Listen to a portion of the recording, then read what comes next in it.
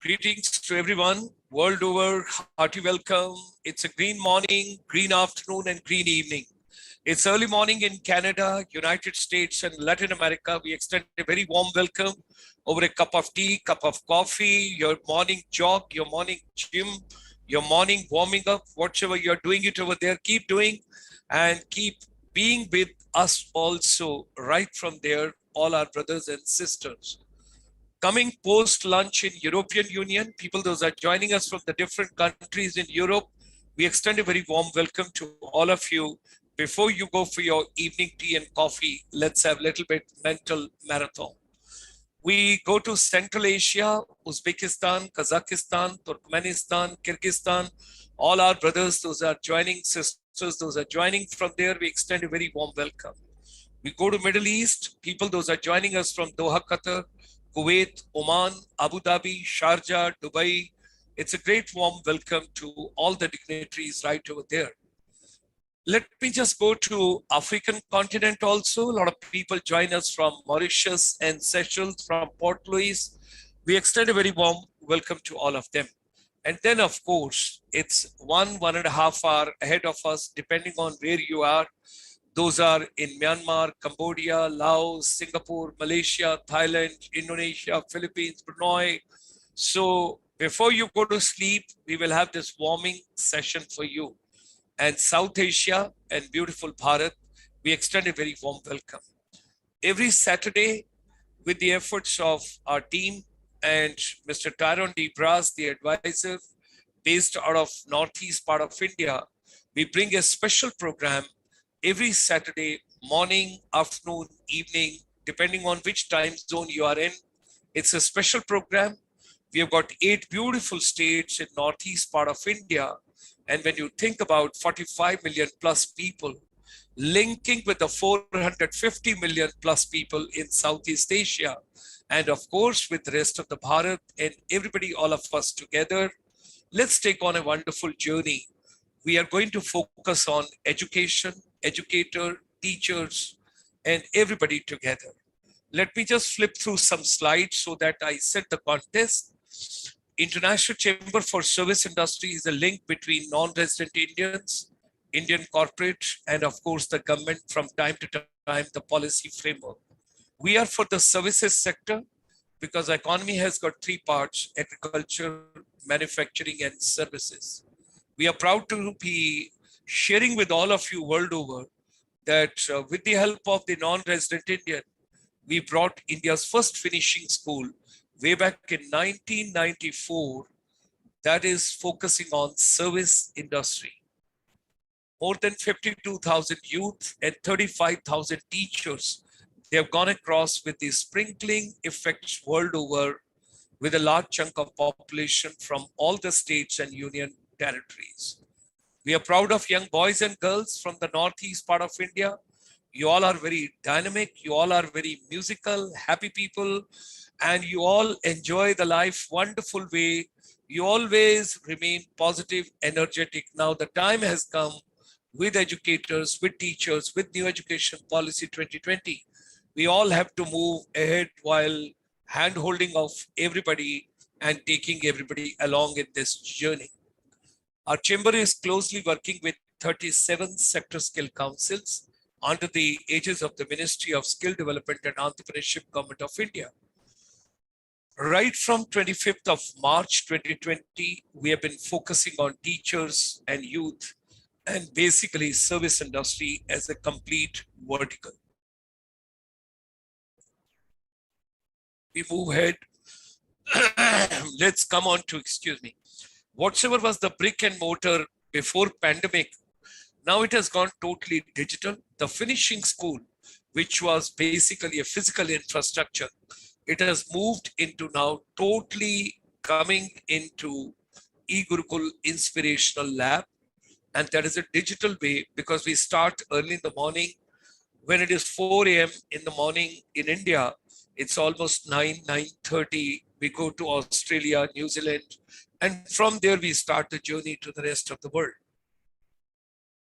In Chamber, we strongly believe why education doesn't have the component of music, dance, games, happiness, humor, fun, creativity, curiosity, storytelling, stimulation, passion, talent hunt and talent display, stress-free, technology-based, vocational and skill-based, outdoor, nature-based. Everything has to be done in a way, and education should be relevant to our day-to-day life. When we get up in the morning and till the time we go to sleep, what all happens in our day routine, education somewhere should find some relevance with that directly. Thereby, education, skills, and micro, small, and medium enterprise, they are interrelated, interwoven. Tomorrow morning, 9:30 a.m. every Sunday, we take you to California. Our president will be joining 9:30 to 10:30 tomorrow morning. And nowadays, we are talking about holistic leadership. We take on the wonderful journey and we are talking about creativity. From 9:30 a.m., we will move on to tapping North India film tourism potential. We will be talking about cinematic tourism, film-induced tourism. Northeast India has got a tremendous talent and tremendous potential. What it needs is infrastructure and a little bit of political will and push. Tomorrow evening, 8 p.m., we'll be taking you to Singapore. Dr. Deepak L. Vaikar, the non-resident Indian Day, because every Sunday, 8 p.m., we have got NRIs coming. He is going to talk about inspirational educators, how to become inspirational worthy. That we have got tomorrow evening. Monday, we have started a new concept with you. If we all know, every evening, Monday evening, that is at 8 p.m., we come with powerful, motivational, empowering story for the educators and the youth. And it's a human library concept which started from Denmark. It started from Scandinavian countries, where it is not a silence library that you sit quietly in one corner without making any noise. Over here with a cup of tea and a coffee, you come live and you listen to the elderly people, their lifetime story. What wonders have they done in one lifetime? So my story, Meri Kahani, Lieutenant General Iqbal Singh Singha, he would be talking to all of us on coming Monday. Last week, you had the Army Commander, Lieutenant General KJ Singh. So ladies and gentlemen, long time back, Napoleon Hill mentioned, whatever your mind can conceive and believe, it can achieve. Let's come together. Let's make education and skills relevant. If we really want to make world a better place, we got to focus on educators, education, youth, skills, and of course, education has to be relevant to our day-to-day living and life. This program is going live world over. People are watching it, and we have already done during this pandemic 1,454 programs with more than 12,000 speakers. Those have come on this particular program. Do watch, be a part of it, try and get the inspiration. Let's make world more peaceful, a better place for all of us to live. With these words, ladies and gentlemen, join me in extending a very warm welcome today, Professor Alak Kumar Boragoyji, the Chairperson, Academics, the Assam, Royal Global University, Assam, Dr. Ajay Kumar Bishodji, State Liaison Officer, NSS, Arunachal Pradesh. He's also taking care of implementation of the NEP 2020. Reverend Father Dr. P.S. Varghese, Principal, MGM College, Midland, Dimapur in Nagaland. Dr. Jyotirmoy Pradhani, Head of the English Department, Nehu, that's in Shillong, Meghalaya. Dr. Ashish Gupta, English Department, University of Tripura, Agartala.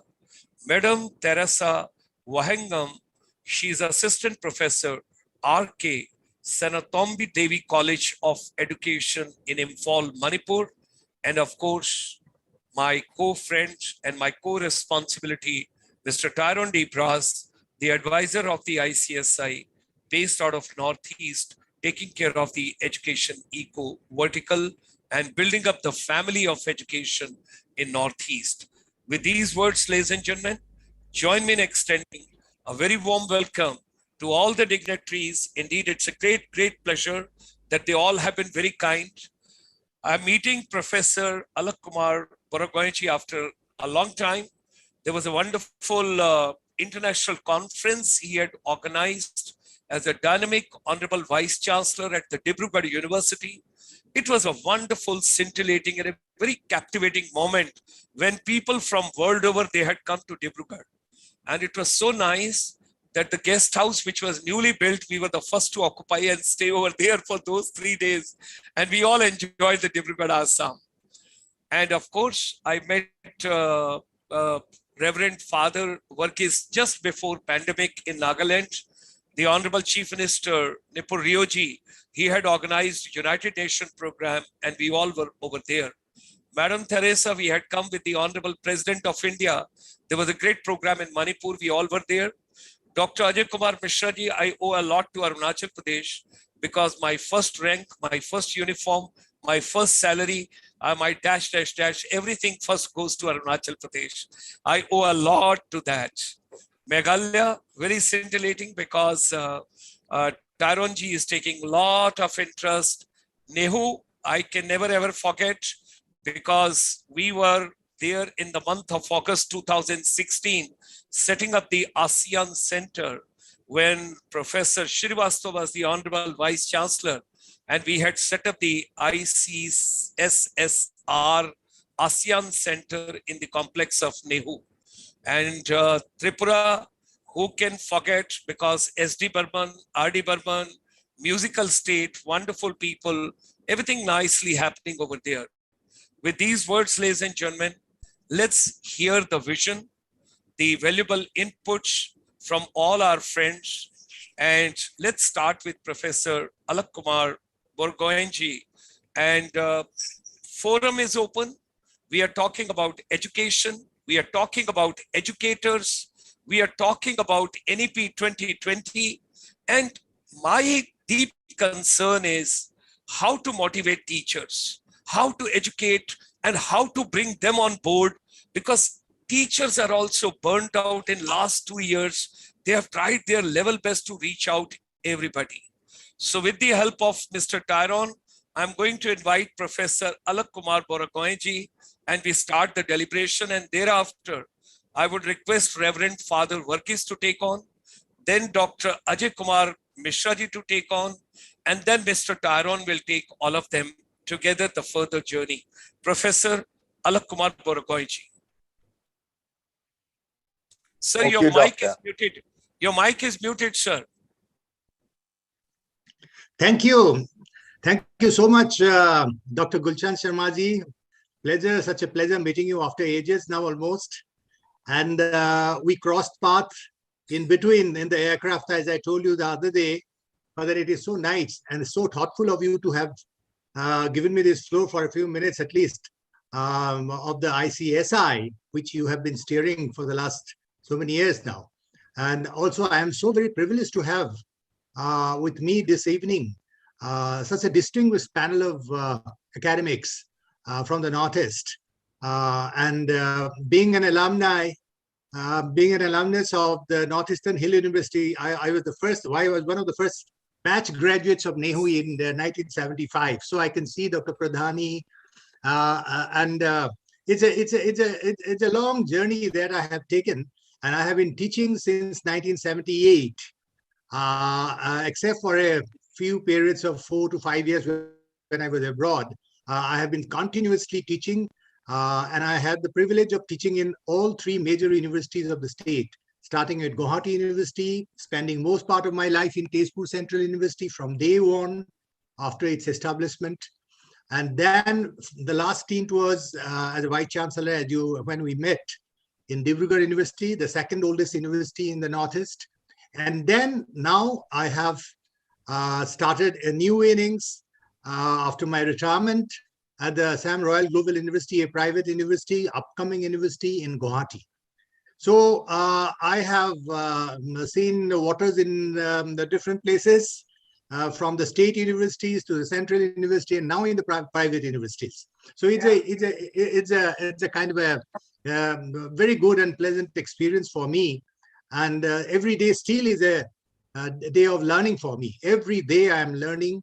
And I have also, I'm also been very privileged to witness and experience the transformation that has been happening in the Indian education system. First as a student, of course, but then as a very mature student of masters in 1976, 77, and then teaching. And then moving on to the 1986 scenario, when the education reform has been brought in a very big way, with the coming in of the semester system, the choice-based credit system, and now we have the NAP 2020, another paradigm shift. And it is I think, to my mind, this is one of the finest pieces of policy document that we ever have had to work on. And given an opportunity and given the infrastructure, as you have rightly mentioned, and all other necessary things, I think India can really emerge as one of the global superpower in the knowledge domain, as is being envisioned in the NEP vision statement. Quite a number of very remarkable, very important focus or perspectives are there in the new national education policy, whether you call it multidisciplinary flexibility based on the underpinning philosophy of liberal art education. Then we have the focus on bringing in critical thinking, creative problem solving abilities to the students, and giving the students the foundation of value education, not only just individual values, personal values and ethics, but also constitutional values being highlighted, and also fostering the students for global citizenship. And finally, of course, preparing the students for availing the opportunities that are knocking at the door now, when we are talking about, or when we are confronting Industry 4.0. So these are the basic perspectives, keeping in mind the new education policy. It's a very radically different policy document that we have in place now. When everything is fine, and as far as the policy is concerned, the biggest challenge is in its implementation. So I think it is precisely because of this that we are here today. And to my mind, as I mentioned in the first statement, opening remark, that I have been privileged to witness and experience the transformation from the earlier annual system of education to the semester system, with the choice-based credit system coming in, with the continuous comprehensive evaluation system coming in.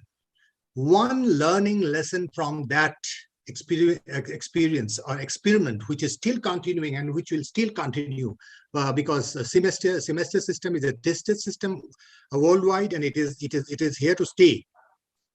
But the point is, I must admit, as a teacher, as an actor of the implementing process of the CBCS system, semester system, let me admit with all honesty that most teachers in university and colleges are not at all professionally equipped, trained with the CBCS system in the first place, and the semester system. So we are just condensing the previous annual system into a 6 months program.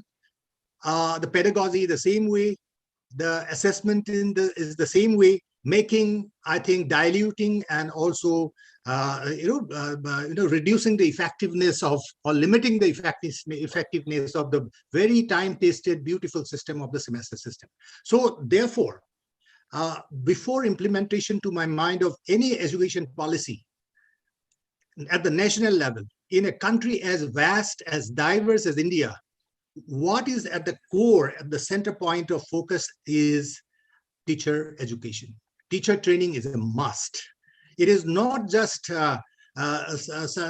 organizing on and off certain programs like refreshers courses, orientation program. No, these are not working. I'm very sorry to say. I have been a part of it, but I have seen it that it is not working.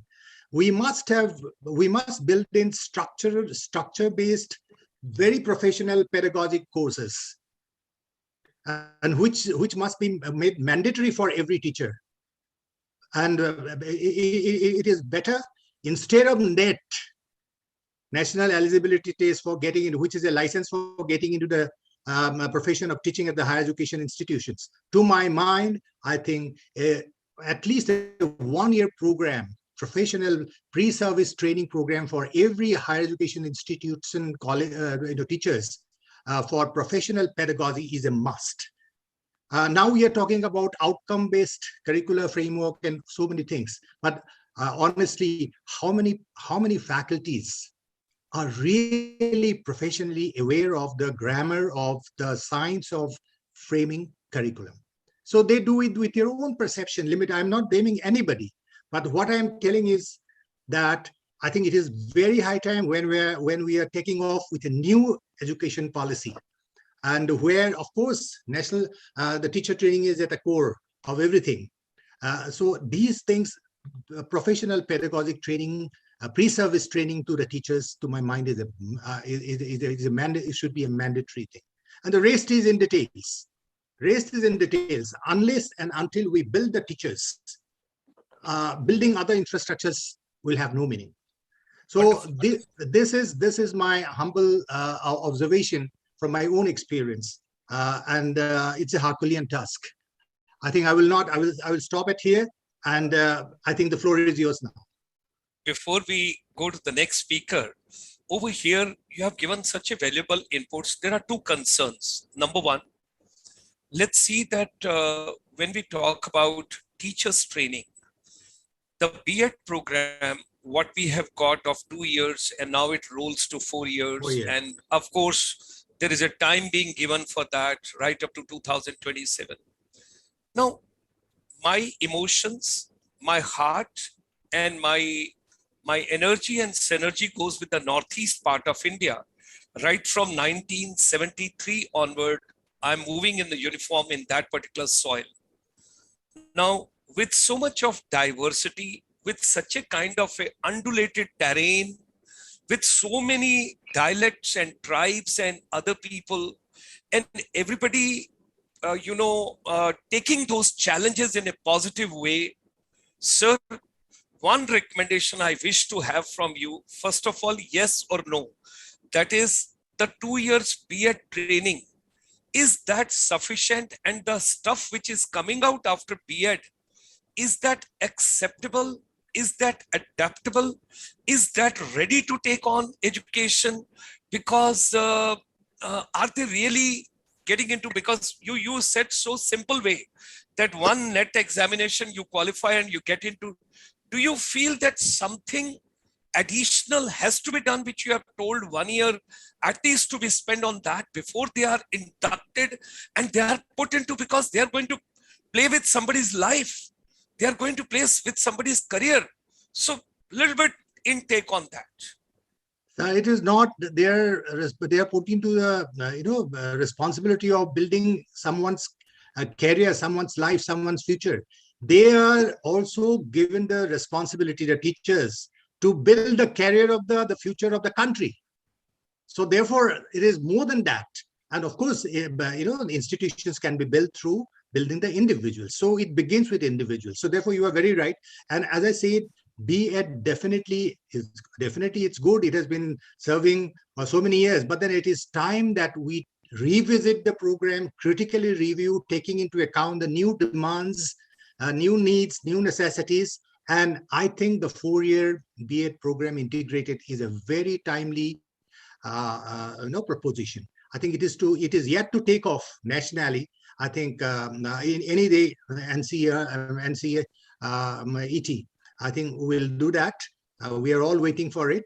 I think pre-service training, successful training of teachers on pedagogy, and is the requirement of the day.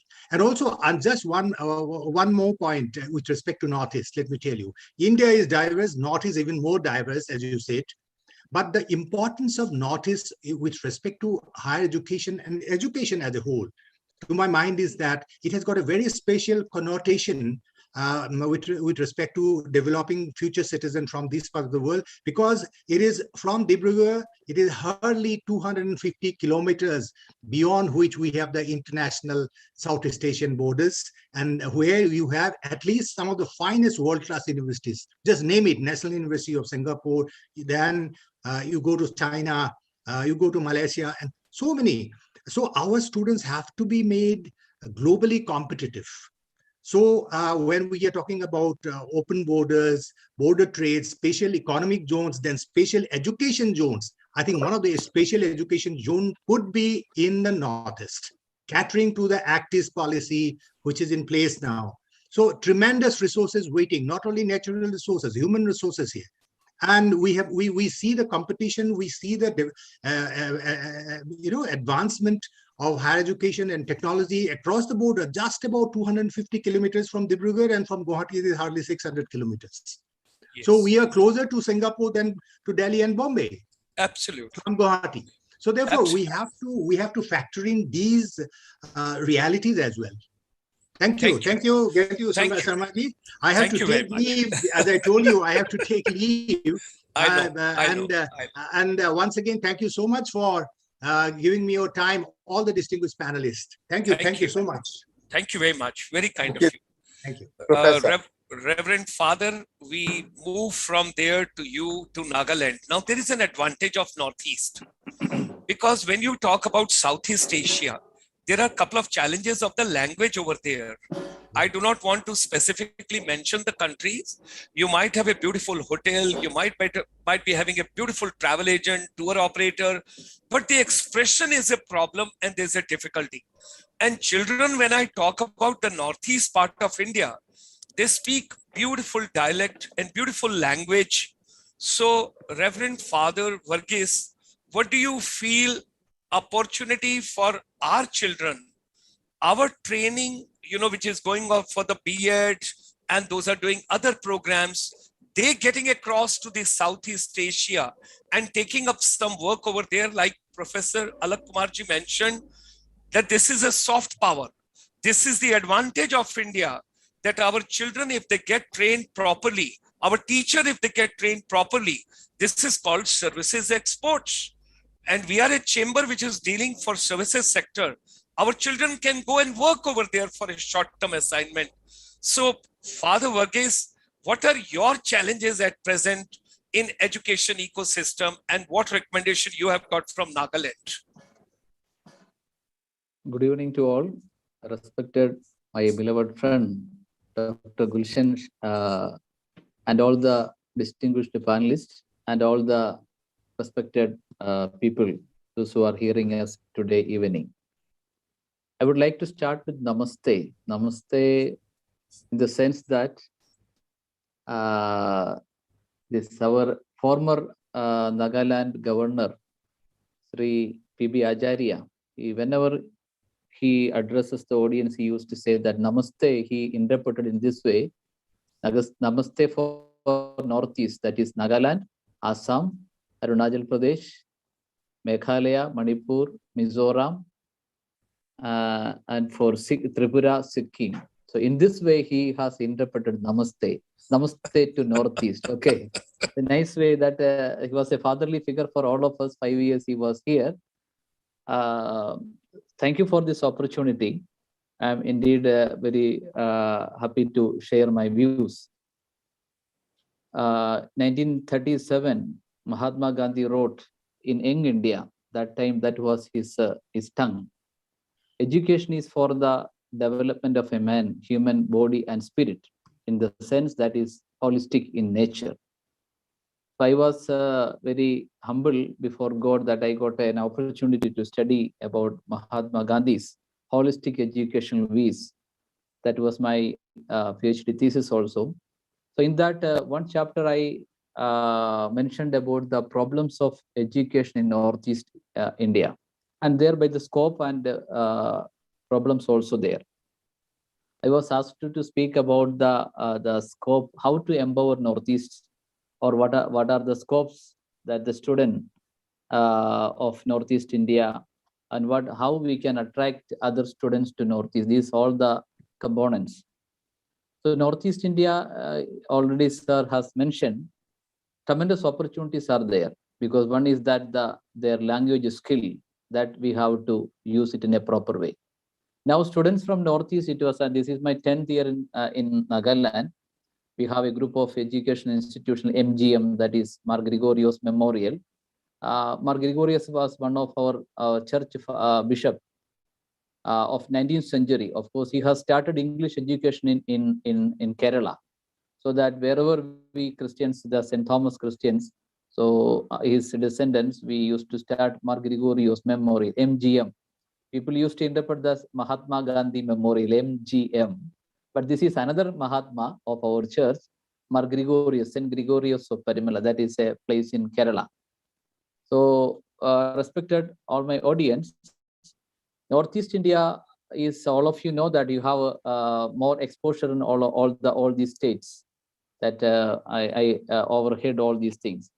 Their sports and music, it is in their blood. Okay, especially in Nagaland, but it is not properly used in a proper way. That is what one disadvantage. There is no good sports academies or music academies. Though it is very vibrant, the people are very vibrant. They have good their English is very good. So that why can't we use their skill in a proper way? That's what the new ministry, the government also trying to empower Northeast in a proper way, that we have to utilize. So this forum, through this forum, this can be magnified, or this can be highlighted in a proper way. Now people from here, they used to go to Delhi, they have to go to Mumbai and southern part of India, Bangalore, Mangalore, and all these places. And why can't we I am expecting or anticipating a day would come that people will come to Northeast India for studies, because here the AC climate is there. Okay, good climate, good terrain. So this can be used in a proper way. So of course, we need a good educational hubs. All the educationalists, they are working tremendously for that.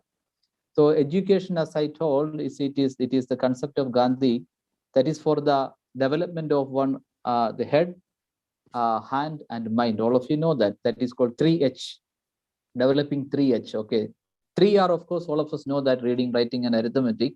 But the same way is for the development of 3H. The one has to develop their head, their mind, and their hand. So let us put our hands together. Let us put our minds together.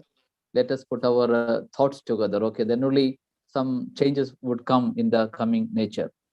Skill education is one important thing that the new education policy is reviving, trying to revive. Of course, it was the Indian education system. It was skill based. Okay, it was a man-making education.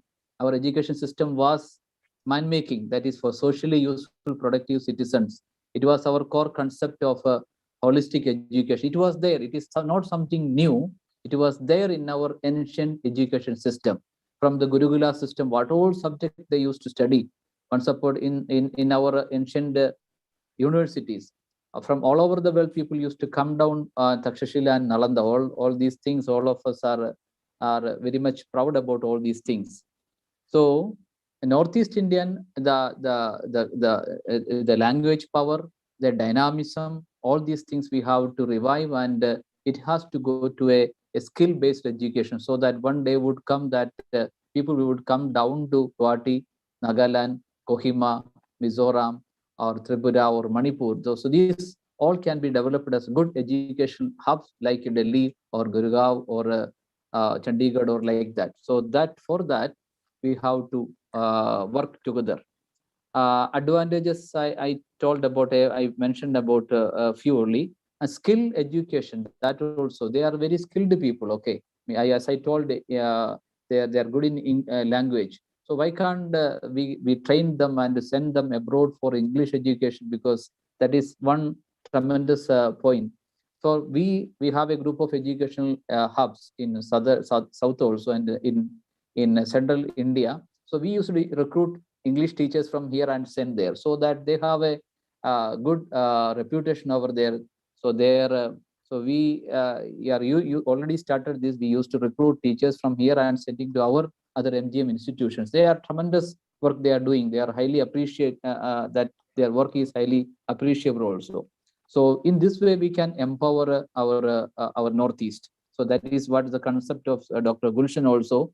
Mizoram, after Kerala, Mizoram is the highest. I am from Kerala, so I proudly say that I am a Malayali. But here working as the because of my assignment associated with the church. Apart from my priestly duties, I am looking after an educational institution. That is, I'm very proud that a teacher is a continuous student. If you are not a student, you cannot be a teacher. So it's a lifelong journey. Once you are a teacher, you are always a student. So that this is also a learning opportunity. I could hear from all the distinguished panelists, and Sir Gulshan is a dynamic person. Okay, so that how he is organizing all these programs, that itself is a motivation for all of us. So I would like to stop with Namaste, that Nagaland, Assam, Arunachal, Meghalaya, Mizoram, Manipur, Sikkim, and Tripura together giving a Namaste to all. So let us together, let us work together, let us put our minds together, let us put our thoughts together, let us put our hearts together, hands together. Thank you very much. Wonderful, wonderful, Reverend Father Varghese. I am so grateful to you that at a short notice that you have been very kind. And now Mr. Tyrone will be contacting you every week, because we need your support. We want more and more people to participate from Northeast, for the Northeast, and with the Northeast. You know, that's the way we want to go by. Could I look forward to Mishra ji? Where are you? Dr. Mishra ji, Ajay Kumar Mishra ji, unmute your mic, and kindly unmute your mic. The moment I see you, and before that I saw the Vice Chancellor sir. From Dibrugarh, I used to move to Kanubaru, Kanubari to Longding, Longding to Waka, Waka to Pangchua, Pangchua to Khaunsa, Khaunsa to Devmali, Devmali to Tinsukia, Tinsukia to Chabua, and once again to Dibrugarh. All that I had been walking on the foot so nicely, such a beautiful. So let's move to Arunachal Pradesh, and we wish to have your vision, because you are responsible for implementing NEP 2020 in Arunachal Pradesh. Such a diversified terrain, such a long terrain, and with so many tribes and so much of culture. And of course, lot is happening. Do share with us the vision before I take you to Mr. Tyrone and we take the journey further. Dr. Ajay Kumar Mishra ji from Arunachal Pradesh. Thank you very much for introducing our state in very nicely. Indeed, it is a great pleasure for me to be the part of this academic discourse under your auspices, Major Dr. Gulshan Sarmaji, and I'm grateful to you to bring me on this platform with the great academician of Northeast region.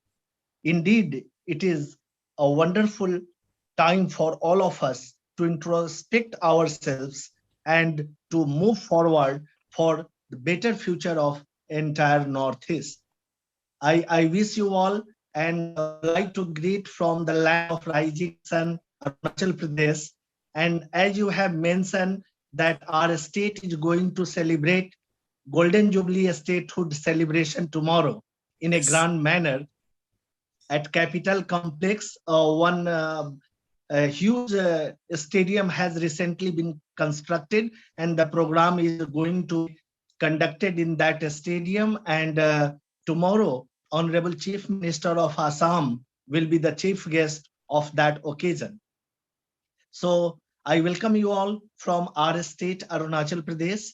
And as you have mentioned, we all know that we have to do a lot to achieve our target under the framework of National Education Policy 2020. Sir, Arunachal is a bit late starter in the field of education, as because at the time of independence, we have had only 3 primary schools available in Arunachal Pradesh.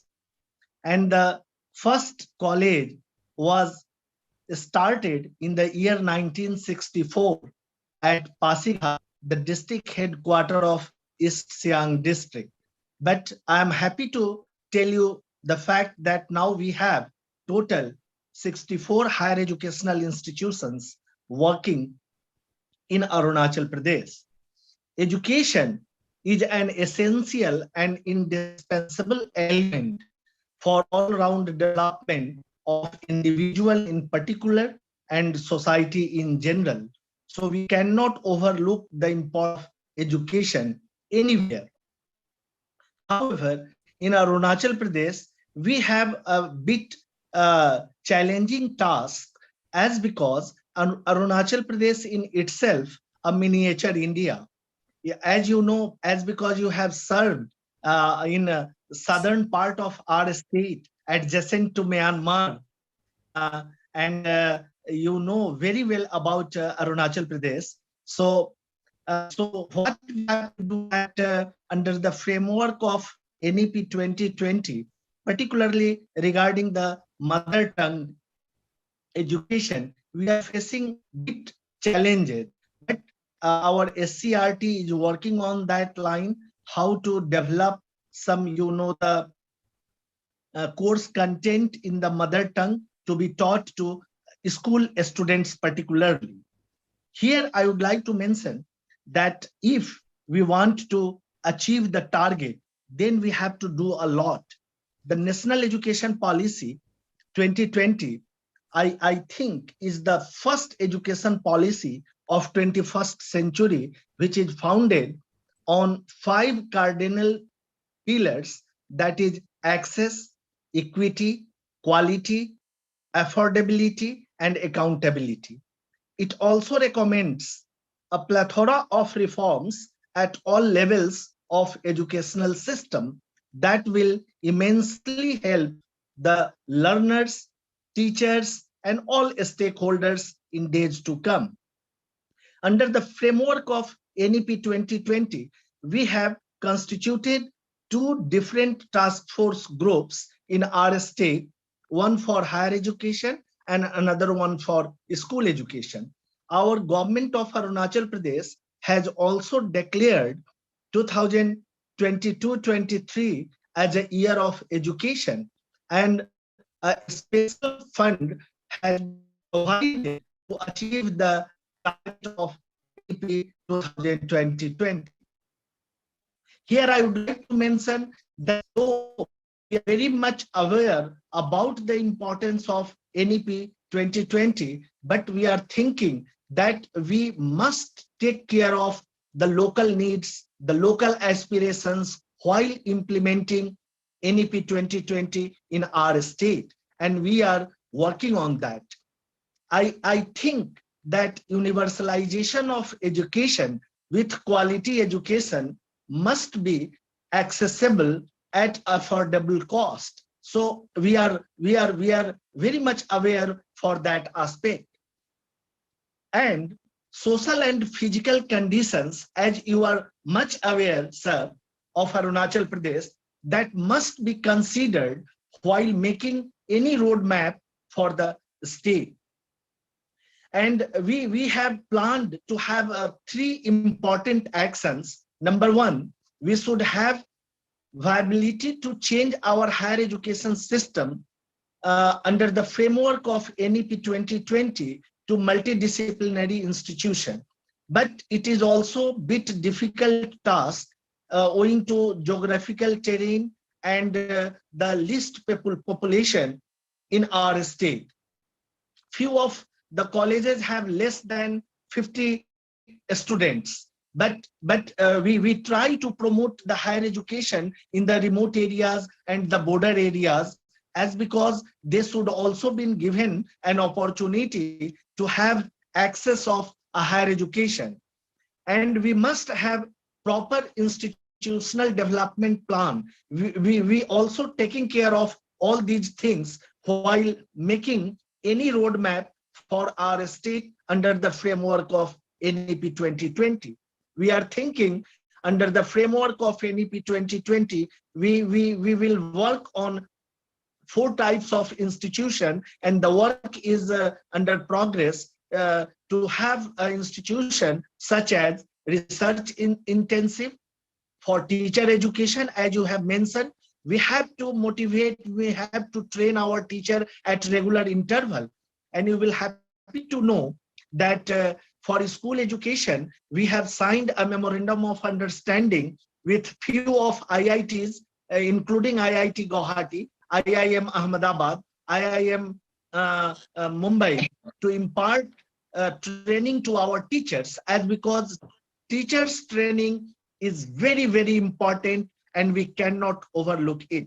Very recently, we have also signed MOU with British Council Northeast India to have some sort of training for our students in English courses.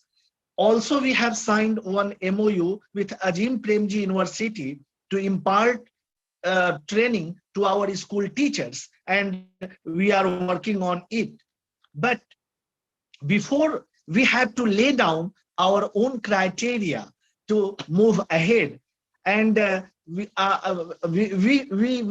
seriously thinking that what we require to implement NEP 2020, that is the requirement of proper infrastructure, requirement of well human resources, then requirement of finance, and updating the of transaction, and updating the curriculum, the pedagogy.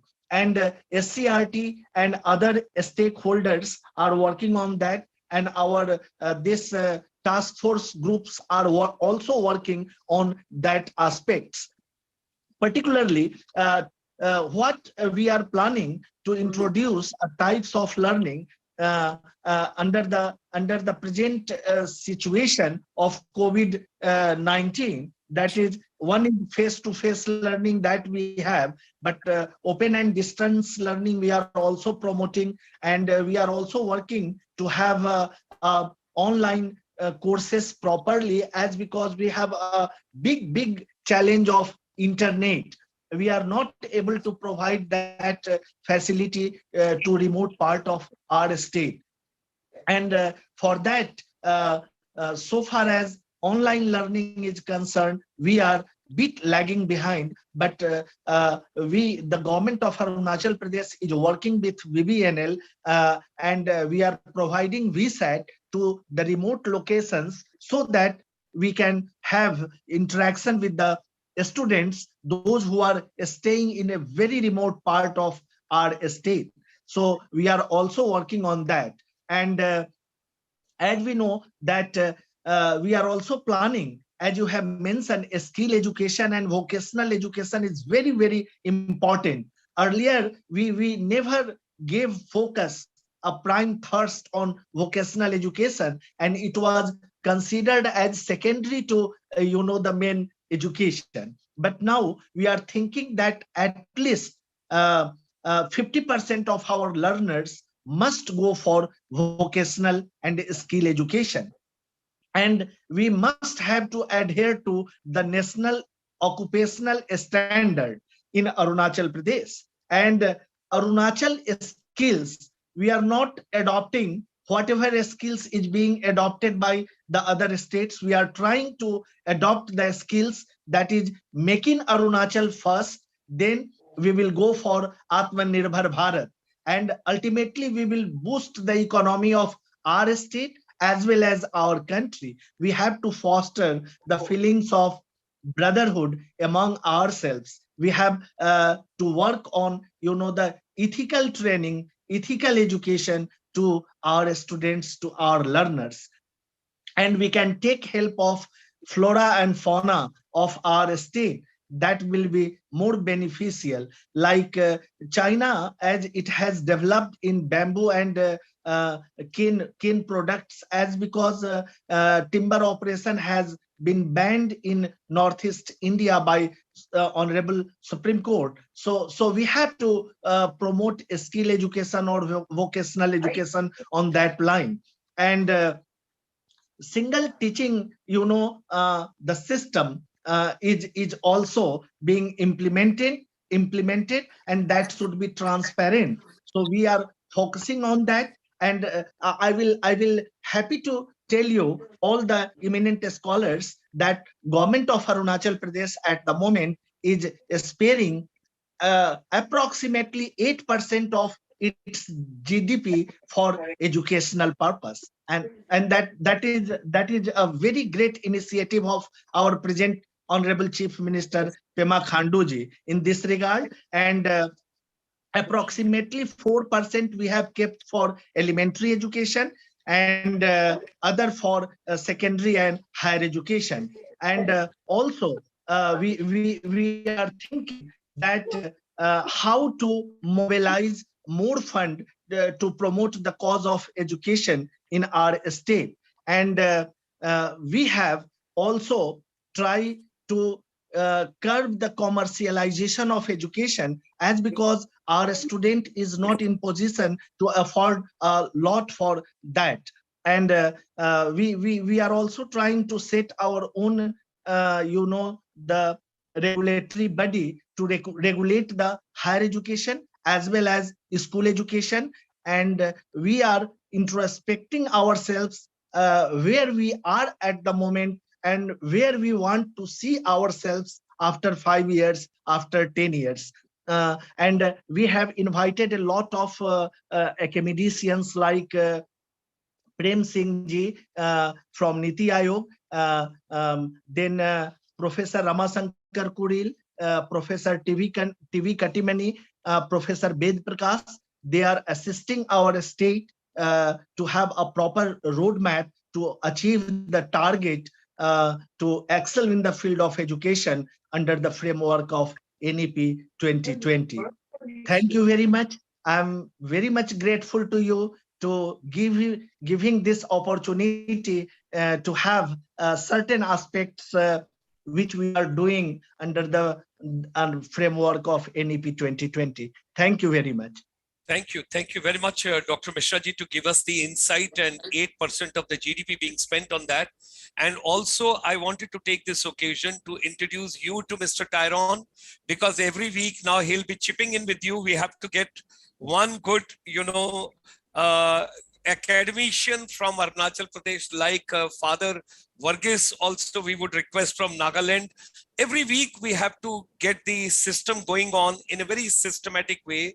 And Mr. Tyrone is putting in lots of efforts.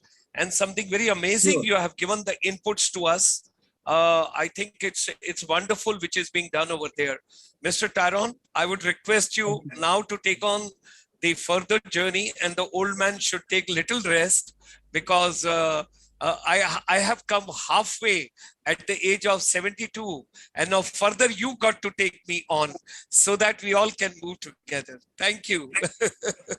Thank you, Doctor. Thank you. Very much. The three earlier speakers came up with insightful views on education, and it's actually a complete Northeast panel today. We have from Assam, from Arunachal, from Nagaland, from Meghalaya, from Tripura, Manipur.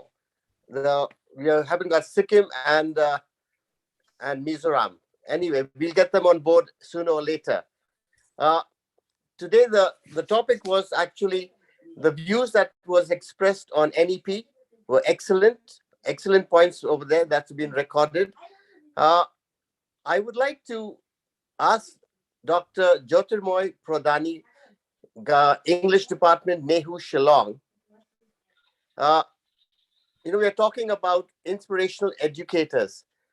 Who would be the person who put you onto this pedestal, Dr. Pradhani?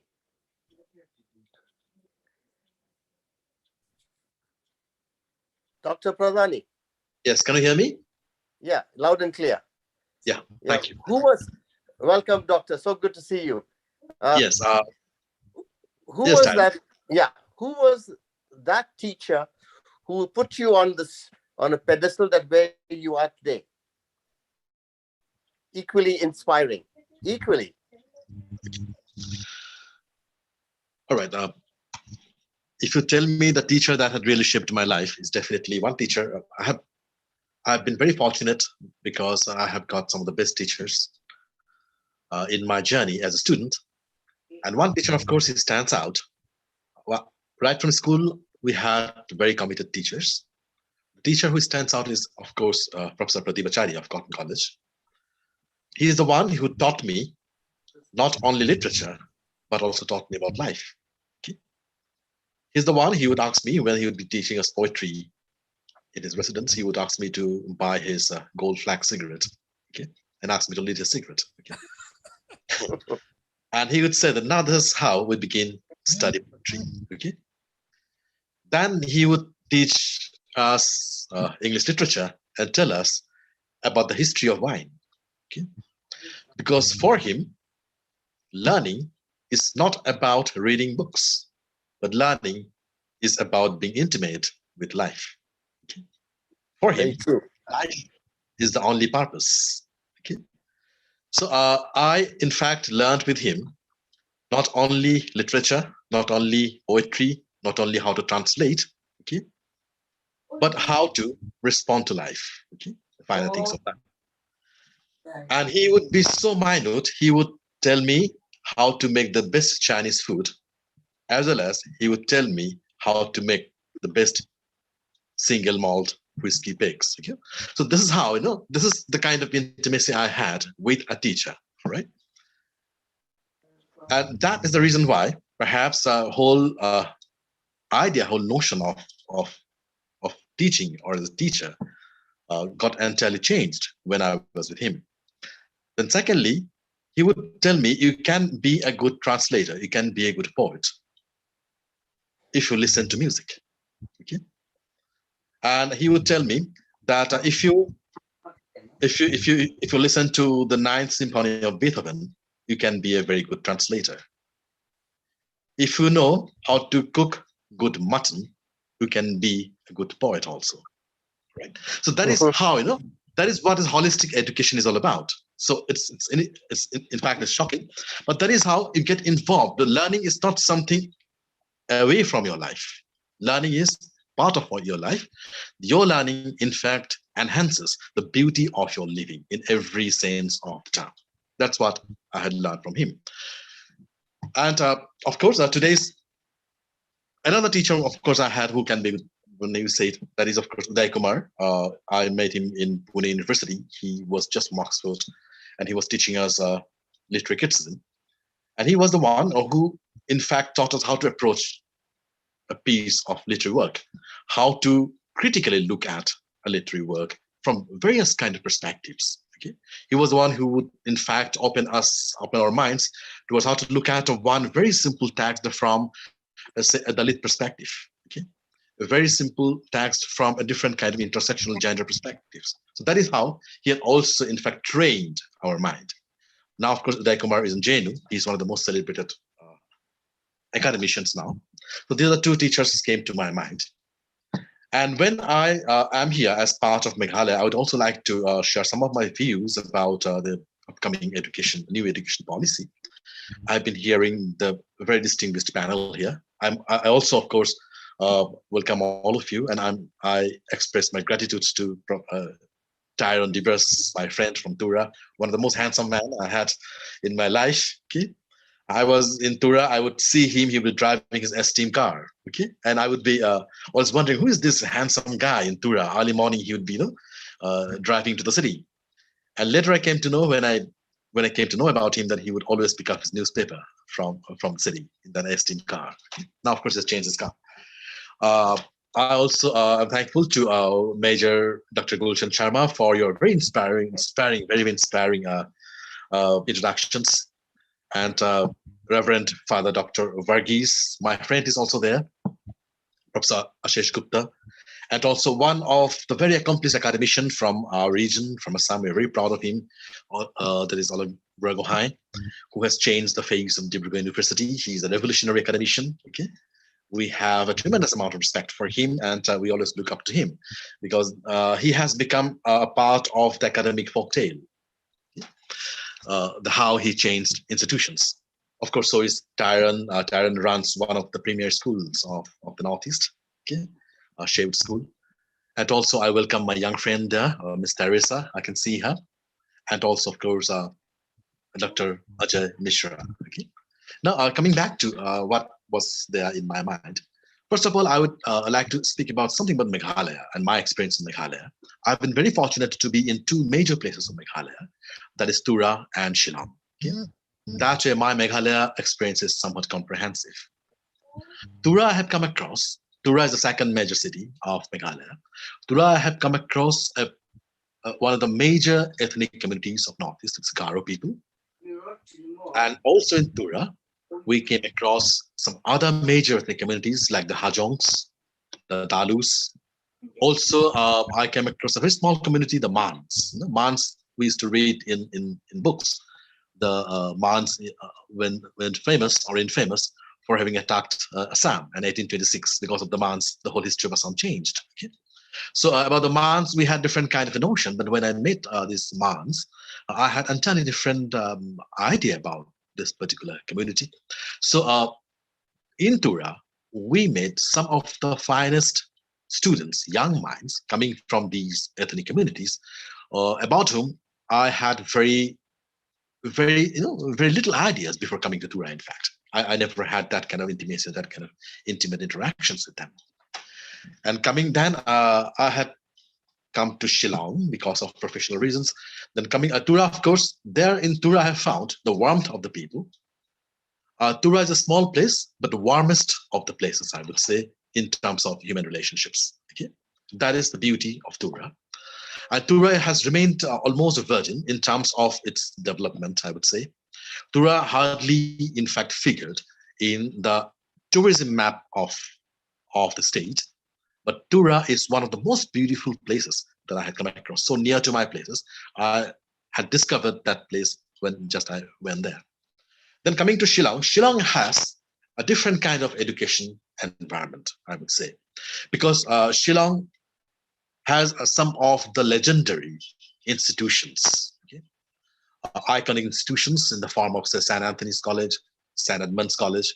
Whenever I would read the biographies of some of the major personalities from Assam, the most of the famous personalities from Assam, they would have in their career mostly St. Edmund's or St. Anthony's as part of their life, okay? Including in my own family. So this is the history of Shillong. Shillong is mostly known for its beauty as well as for its education. So Shillong is essentially an education hub. And as a teacher in Northeastern Hill University, which is a major university in the Northeast, and which is, of course, one of the oldest university in the hills of the Northeast, there I have the fortune of meeting some of the best students coming from across the states of the Northeast. From Mizoram, we get a lot of students. From Manipur, both Manipur Valley and the hills, we get a lot of students. From Nagaland, we get a lot of students. From Arunachal, we get a lot of students. We got some very good students, Chakma students from Tripura. Of course, Manipur was there. Even from Sikkim, we got very good students. From Bhutan, we get students.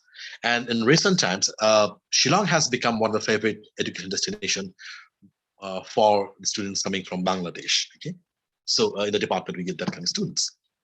Now, what I was thinking about, what is my experience about the students that I encounter in the classrooms? Because my notions about, about my certain notions were, you can say, stereotypical.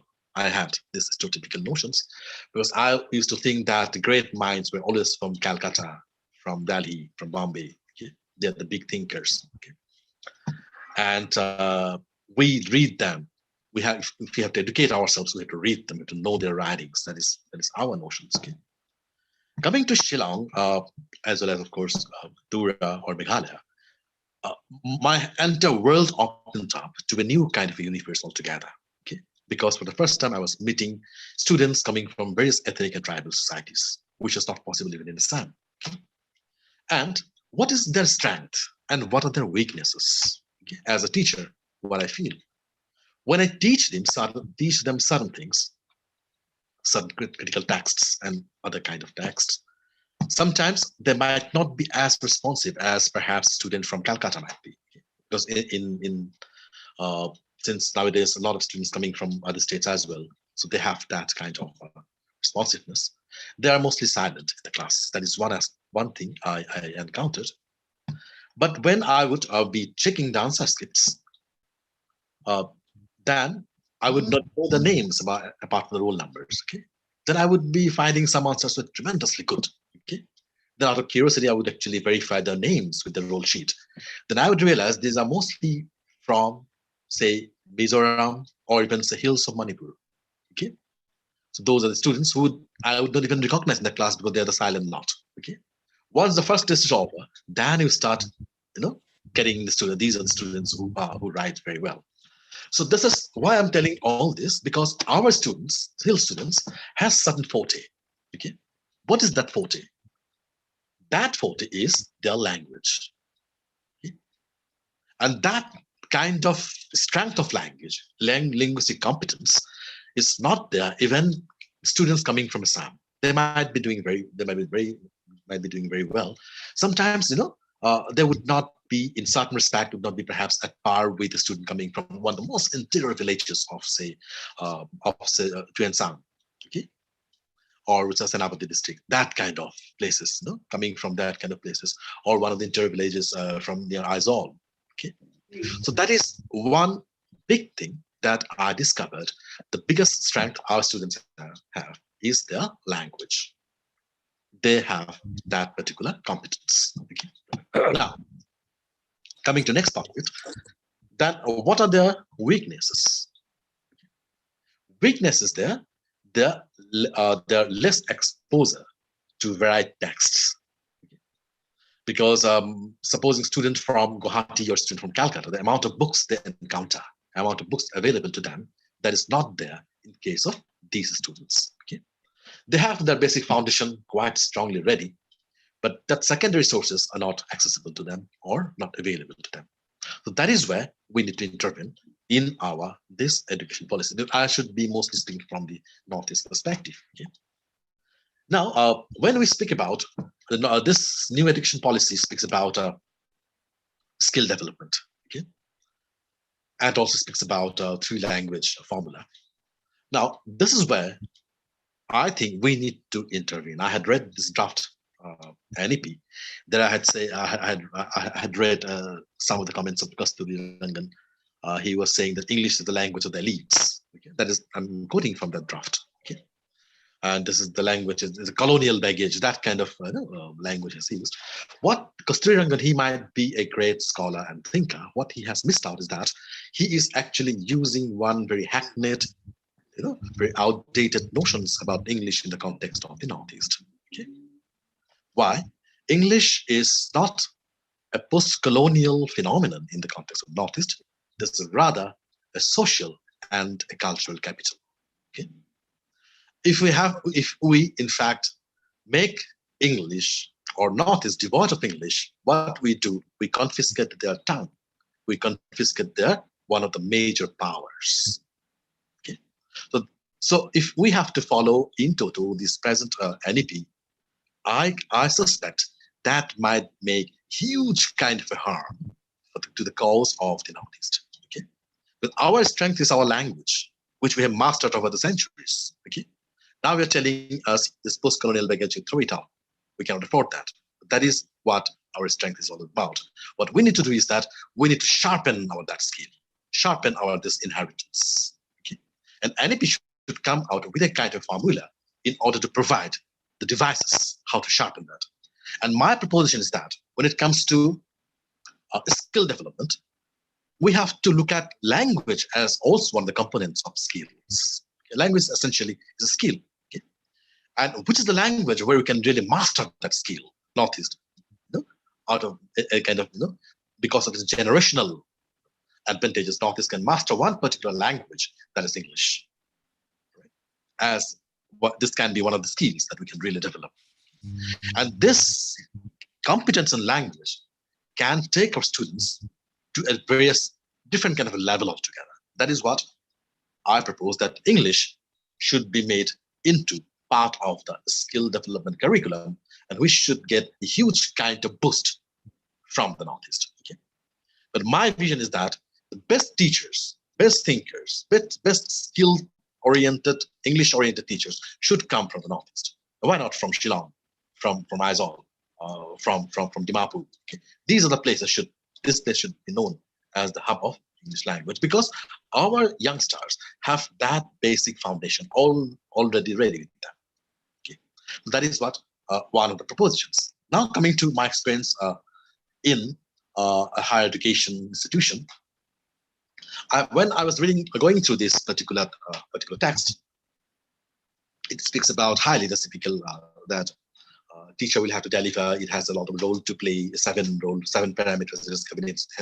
A teacher has to be a facilitator, teacher has to be an inspirator, teacher has to be a delegator, okay, he has to be a tutor. So many roles have been given to a teacher.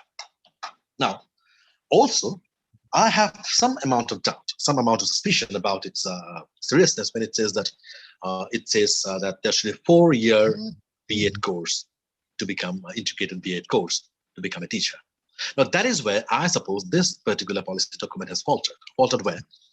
Because teaching, when we teach a particular teacher, teaching is a performance which B.Ed takes care of. Okay? But B.Ed will not make you a good chemistry teacher, nor will it make you a good physics teacher unless you have a total in-depth knowledge about physics and chemistry. Okay? So a very good student of chemistry can become a very good teacher. For that, he needs some kind of skills to adopt, okay, which B.Ed can provide. Okay?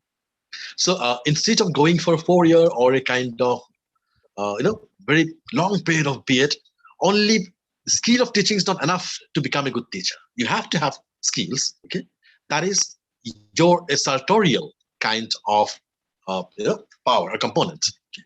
That how to make the class or lesson planning, how to oppose in front of students or inspired students. These are sartorial sort of competence one must get technically from certain trainings. But that would not make you a very good teacher of physics, nor will it make a very good teacher of history unless you're a master of history, master of physics. Okay? So that way, teacher training should not subsidize or subside the real discipline of a teacher. Okay? That is where we need to put our focus upon. Okay? Then another aspect that comes to my mind, of course, most of us will feel that this particular document has not, somehow I have not come across, if there's any I might have missed out, it has not come out with any kind of a policy vision about how does he look at teachers. Teachers only as a giver, or what teacher gets in return. Right? On that part, I find some kind of a reticence happening in this particular document.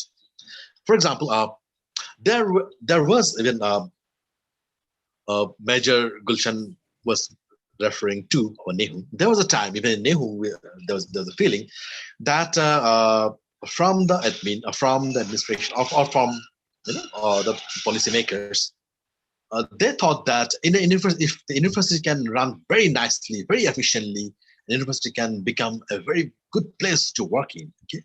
If two things are not there in the university, okay, they are the real problem makers, and they are the nuisance. Okay, who are they? The teachers and students. If these two components are not there in the university will be one of the finest places to work on, and all visions, all dreams can be fulfilled. If the teachers are not there, or the students are not there. Why? Because teachers are sharkers. That is the perception. They get huge salary for doing nothing. Okay, few hours of class they take. Okay, even if they get one extra arrears, then they're just getting it for doing nothing. So they are a kind of burden for the economy. Okay, and the students, they're the most unruly lot. Okay, they are not into studies. They are here only to make nuisance. So if the university is without a teacher, without a student, that can be a finest place on earth. That can be the most ideal university. That is the common perception still prevailing. All right, and that has not in fact changed even in the present time. Why?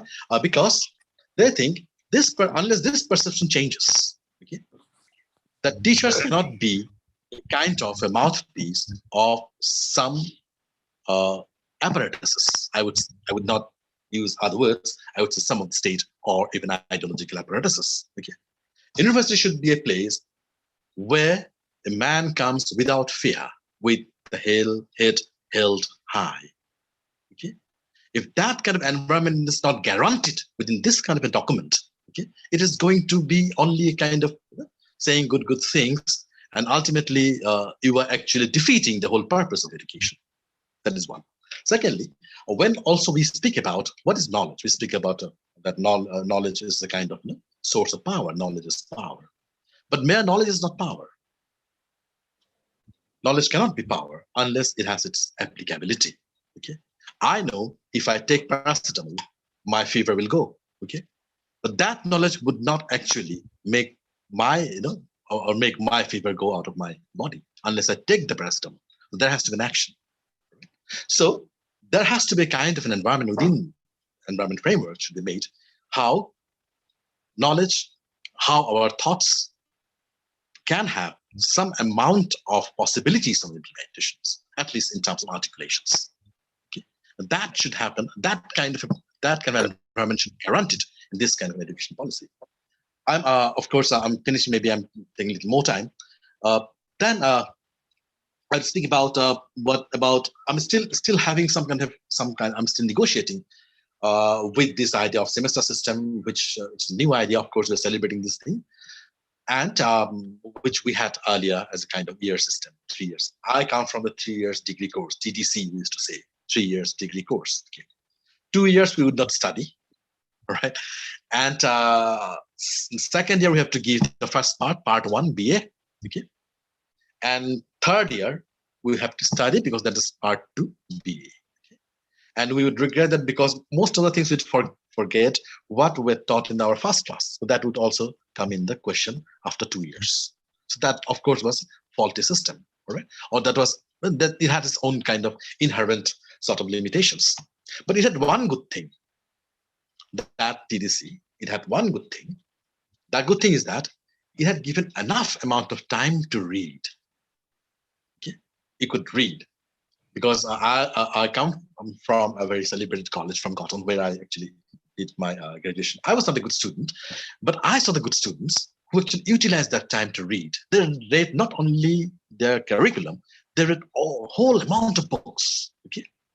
So that they used to do, and there's to relate those they're reading with their own syllabus, on course. Okay, that is to happen. Now I teach the semester system students. Okay, neither do we have time to finish our course, nor do they have time to cover their course. Okay, so that is the time, and there's hard. If I cannot even tell them why are you reading only the course books, read another 2 novels of this writer, then you will get to know this writer. Okay, so that would be a kind of most uncelebrated thing to tell to students, all right? Because they do not have time. And though practically 6 months course, they get only 3 months. Effective teaching hours are only for 3 months. Within 3 months, they have to cover 6 months course. So there's a kind of irrationality I can come across even in this kind of semester system, all right? So now how this system can be really that can be mended or can be really fine-tuned. We have to actually put our heads together. Then I'll just end with 1 or 2 just small points. One is, of course, over centralization of education is a bad thing to happen. Okay, and there's an indication to that in this NEP. And as part of this, now there's going to be one particular exam, the CUET, that's called Central University Entrance Test. Okay. Now, this apparently looks very good that everybody would now sit for one exam. And from that one exam, they can be admitted into any one of the universities. Okay.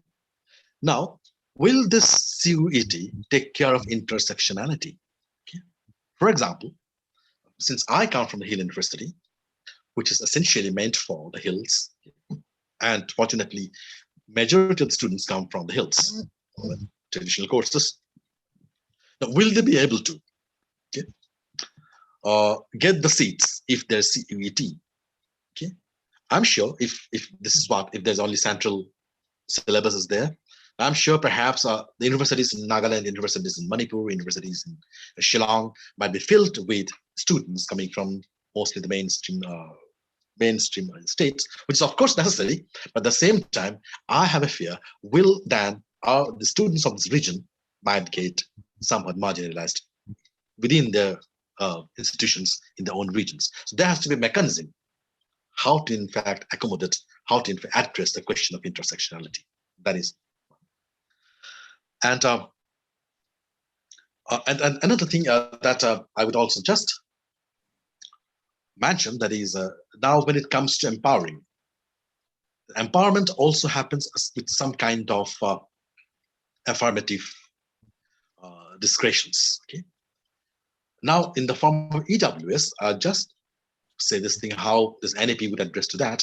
But my experience is that EWS has actually, though it's a very secular term, it has actually given advantage to the class and caste advantage pupils or the students. It has accommodated the students with class and caste advantage, because that's my experience. Okay, so this is also needs to be corrected, because it says the 66,000 rupees if you earn, okay, and you are economically weak. That means and kind of students were getting, mostly the applications at least were getting, sometimes they are coming from very big business houses, sometimes they're coming from even doctors, sometimes they're coming from bureaucrats. Okay, so now I suspect that the whole idea of EWS might be defeated if that is the trend remains. Okay. So these are some of the views that I wanted to share here in this audience gathering, and I'm really very happy, and I'm grateful that Darren has actually brought me on this board. Thank you. Thank you, Doctor. I think you raised the debates to a higher level with your very pertinent points of view, which I think must be debated and solutions to be found. The points you raised were truly wonderful, and I think we all must be transparent in going forward. Thank you, Dr. Pradhani. Excellent talk over there.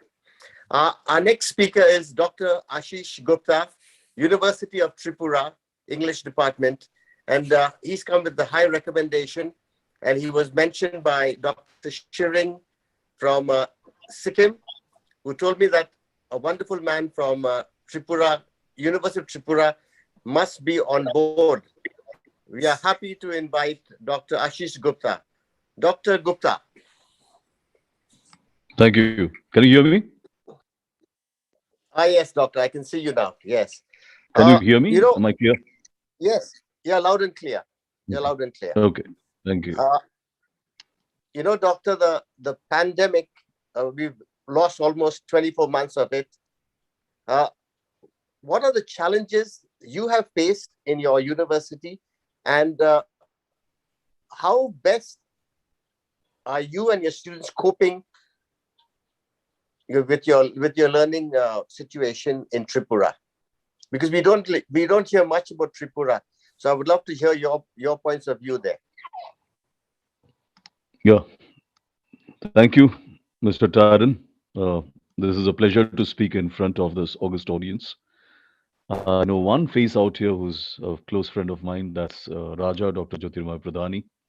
And it was lovely hearing him after such a long time. Long class he has taken, and I enjoyed the class. Um, I understood how it feels to be a student after, only taking classes and lecturing for hours together. Thank you, Raja, for the lovely words. I totally appreciate it. I support you. We really need to have a dialectics on the evolving NEP. Mr. Taran, before I move on to what your question would like me to respond to, let me just point out two things out here. Number one is that I'm slightly confused regarding the title of this panel discussion, that is Inspirational Educators. And does it mean that we are supposed to speak about what sort of educators would be inspirational, or you are basically speaking about a panel which happens to be inspirational educators in their own right, excluding me? I am not a very inspirational educator. This is number one. Because most of the people spoke about NEP, and NEP, I think, has nothing to do with inspirational education, because till now it has not been implemented so far extensively. Only a few states have done that. It's basically a model which has to be implemented, and the implementation is on. Okay, Bangalore has done it in the undergraduate process. Yeah. No, you're right. You're right about that, Dr. Gupta. But since Raja had spoken about his inspirational teachers who brought him on board, I will put that question to you a little later after you tell me about your challenges in Tripura University. Look, So, the yes. challenges in Tripura University are exactly the same as the challenges in any other higher education in any part of the country might be, only with one single difference. That is, when we speak about the Northeast, we actually have been missing out on a very important issue in the Northeast. And I think none of the speakers spoke about it. That is the issue of ethnicity. The notion of ethnicity, the ethnic value system, the ethnic belief system, the ethnic culture and society, all these things are the natural educators of the kids whom we get at our institution. For that reason, it could be Nehu, it could be Tripura University, it could be Rajiv Gandhi University in Arunachal, which was my first place of posting, Department of English, way back in 97. So, first of all, what I feel is that we need to understand what the ethnicity of our terrain, the Northeast, is all about, and that any sort of a homogenization of that ethnicity in terms of one single Northeastern ethnicity or a one single Northeastern identity, which is good for policymakers to handle, will not work. Even in Tripura, we have around 18 or 19 scheduled tribes with their own sub-clans, each with a distinct culture, dialect, language, and a belief system of their own. And I believe that if we are supposed to think about education in a very holistic manner, that education does not start only from the school or the college. It begins from your house, from your society, from your culture, from your ambience. Hence, when I get a student, and we are not very fortunate because we only get finished products who have traveled through college and schools to the university, we get formulated individuals, individuals with their roots in the ethnicity, in the social fabric, in the culture. Therefore, one of our challenges would be, and it has been my challenge, is to teach to those students from diverse backgrounds, ethnic and non ethnic, because in Tripura you have a majority of Bengali population also, 70% of them, is to teach to those students texts which primarily do not relate to them because they are written by, primarily, as I said, 60% of them relate to texts which are written by authors who are not Indians by birth. At the same time, also texts which are written by Indian authors, pre and post independence, and also authors nowadays we have from the northeastern region itself. So, how do we make those texts relevant to those students is a very important question. This is number one. This is a challenge which I've always felt. But I strongly disagree with the notion that English is a colonial language. It has nothing to do with colonization. After the way we internalized English and we have made English as much as our mother tongue, I think many of our ethnic population, you know, correspond with each other intra-tribally, inter-tribally, even with the non-tribals with the help of English.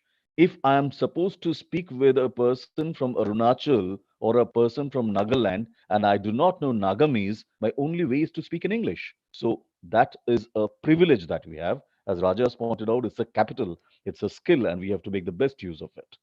Now, when I teach my students, my first challenge is how to tackle those diverse ethnicities which I get together in a class. And this is a Herculean task because I will also have to be a teacher, I'll also have to be a student who is there to receive vibes from other cultures, other ethnicities, knowing very well all these diverse ethnicities and cultures have their own diverse political equations also, remember, in the Northeast.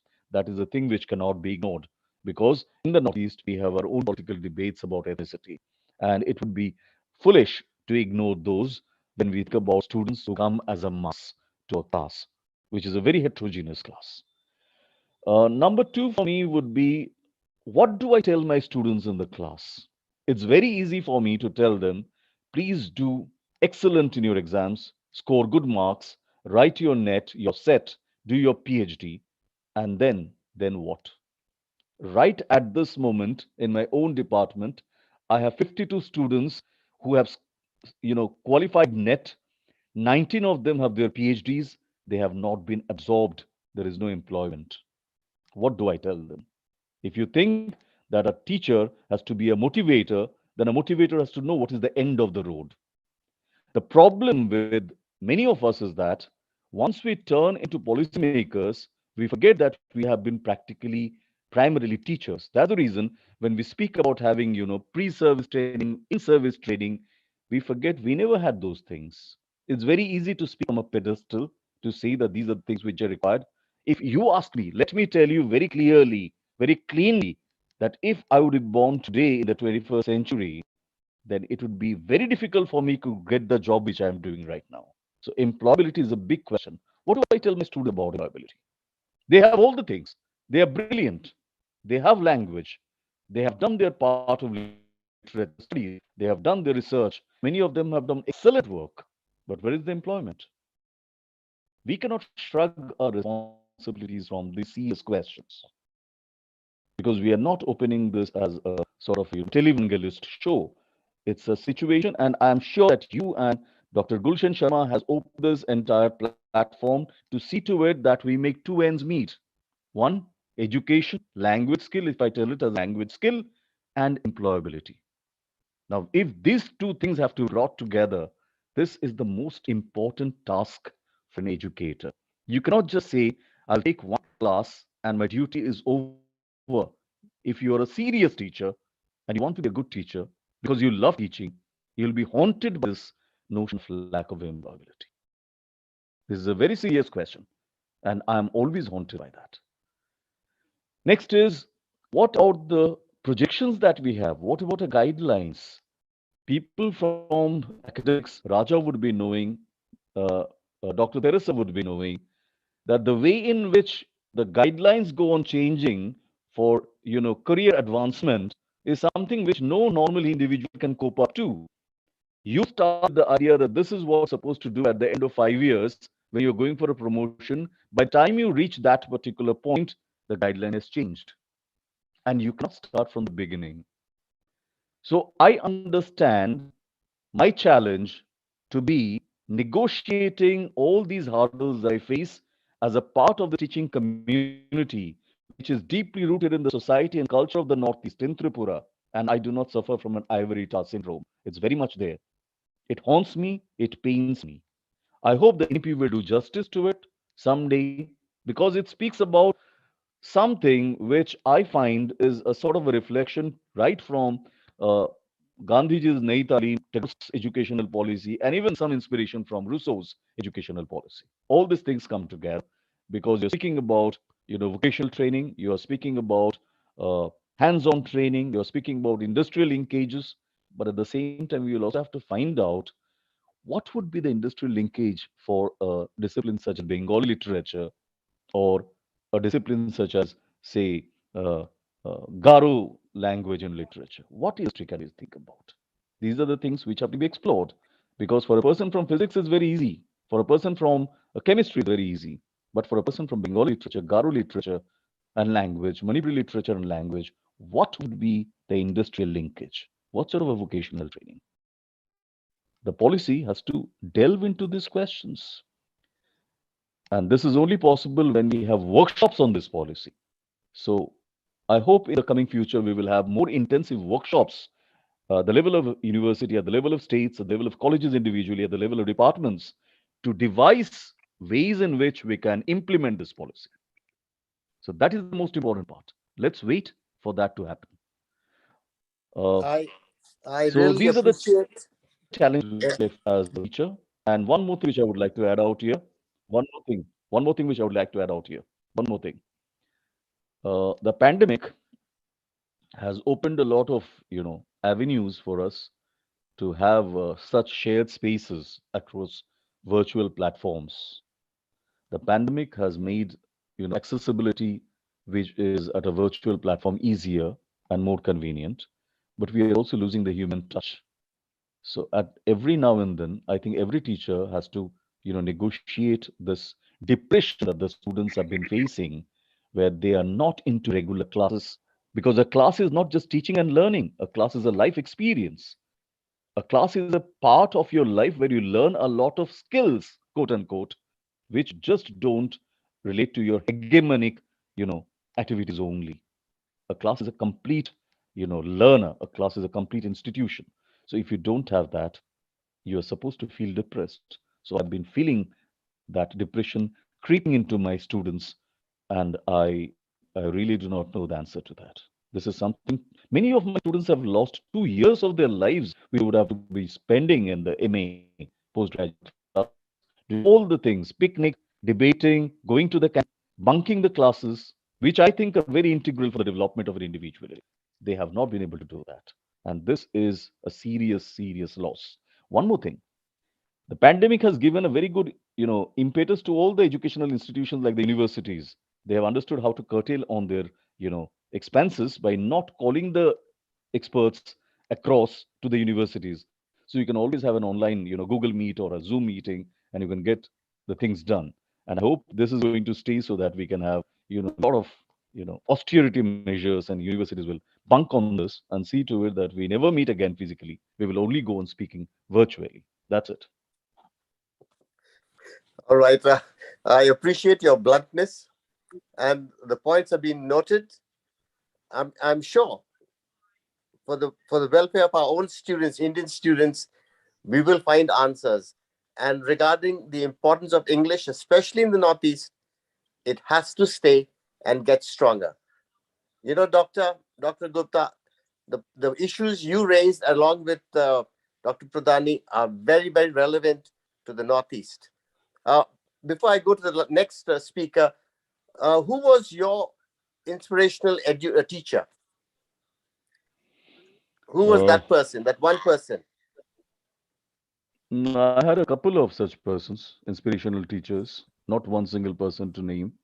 You know, Mhm. it's something like asking Shah Rukh Khan which is your favorite movie, and he says I have a lot of movies. I can't name just one.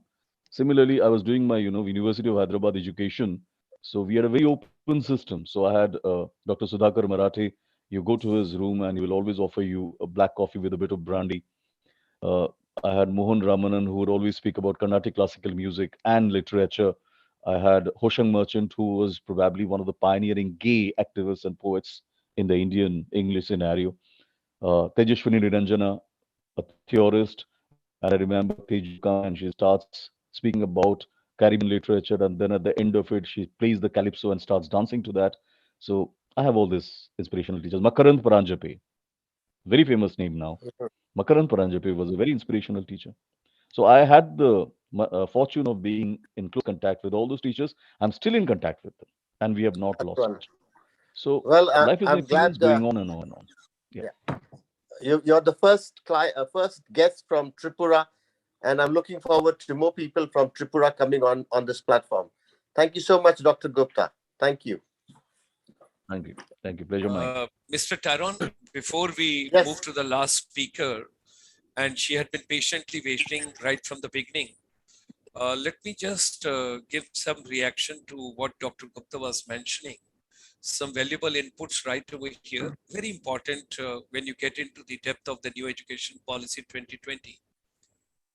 I come from a government school background, 3rd class, 11th class, did the graduation from the Indian Army, casualty, medical category down, or force getting into the master's and PhD. First Indian Army officer in India to move on deputation to the Ministry of Tourism, Government of India, setting up the first institute for the travel and tourism for the ministry, drafting the whole MBA tourism for India, which was introduced in 135 universities and colleges. Having taught last 29 years for 2 months in America, Canada, Australia, New Zealand, world over, and finally, in a humble way, I wish to put it over here. When we talk about the gross enrollment ratio, it is not necessary for everybody to get for the higher education institution. We should find our niche where it lies. It is not that we have to take it to push it to 50%, which is given in the new education policy. Somehow my personal reaction goes on to that. Everybody is not meant to go for the PhD and to the masters and higher education needed for everybody. No, no.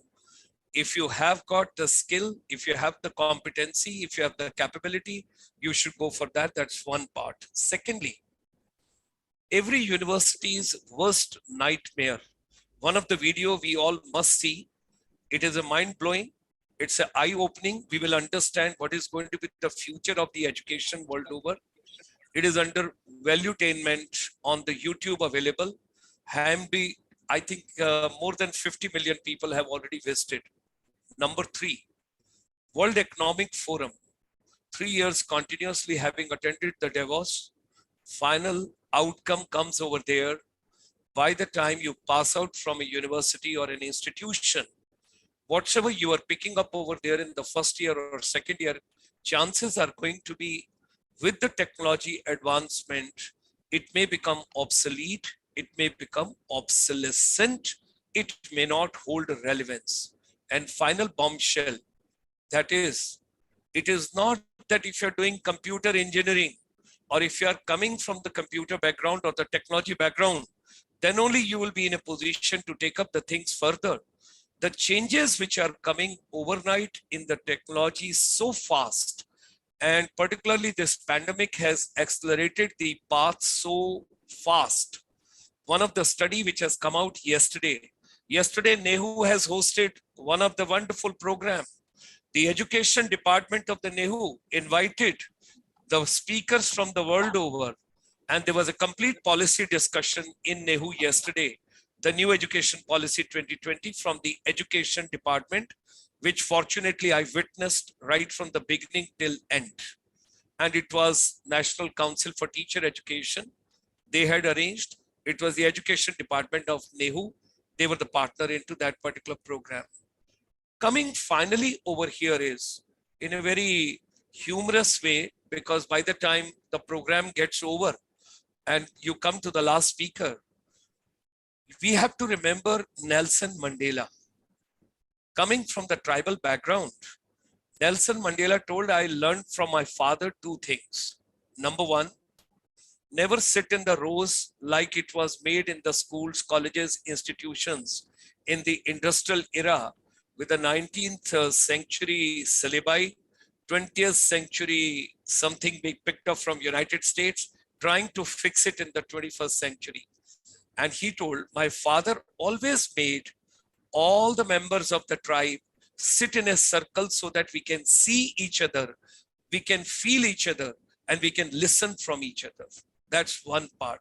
And second part, Madam Teresa, with a great respect to you as a last speaker, he used to tell, my father used to be the last speaker in the entire tribal community. He used to allow others to speak first. There are 2 advantages. Number 1, you pick up the threads from everybody because they are exhausted in their energy, whatever they wanted to convey. And number 2, you draw so many inferences because you run short of time. In a shortest possible time, you can package your things the best possible way. So with the great respect, as a lady, we bring you in this forum and let's hear you, because you are dealing with the B.Ed education in college. You are dealing with the teachers making. You are dealing with the people, those have gone from 4 semesters and the 2 years B.Ed program, what we have got. What is your practical input and suggestion? And by the time Mr. Tyrone has to think of, there was a beautiful input which has come from Father Varghese. When the children are good at music, when the children are good at some extracurricular activities, why can't we bring a film tourism, Bollywood tourism, Tollywood tourism, Bollywood tourism, Hollywood tourism to northeast part of India? Why don't you bring radio, television, theater, music? Dr. Jyotirmoy gave such a beautiful poetry and Bernard Shaw and Shakespeare and everything of the English language. Why not to bring the filmmaking, television making? I'm telling you, vouch for it. I'm associated with the Northeast for the last 49 years now. My journey at the 72 when I talked this evening. And what I have learned is children are excellent at these skills. Let's sharpen those skills and let's take care of those skills, what they are good at, and let's put that into the perspective. They'll have a beautiful future. Madam Teresa. Thank you so much, sir.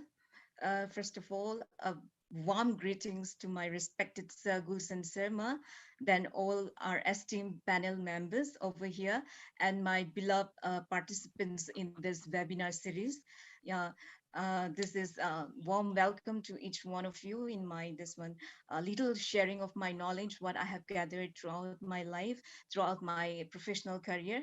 So I am not present here as a panel member. I am just here as a youth which has been empowered, as a teacher who has been empowered, and a daughter who has been empowered by the state of Manipur, by our country India, and by my prestigious institute, R.K. Snatombi Devi College of Education.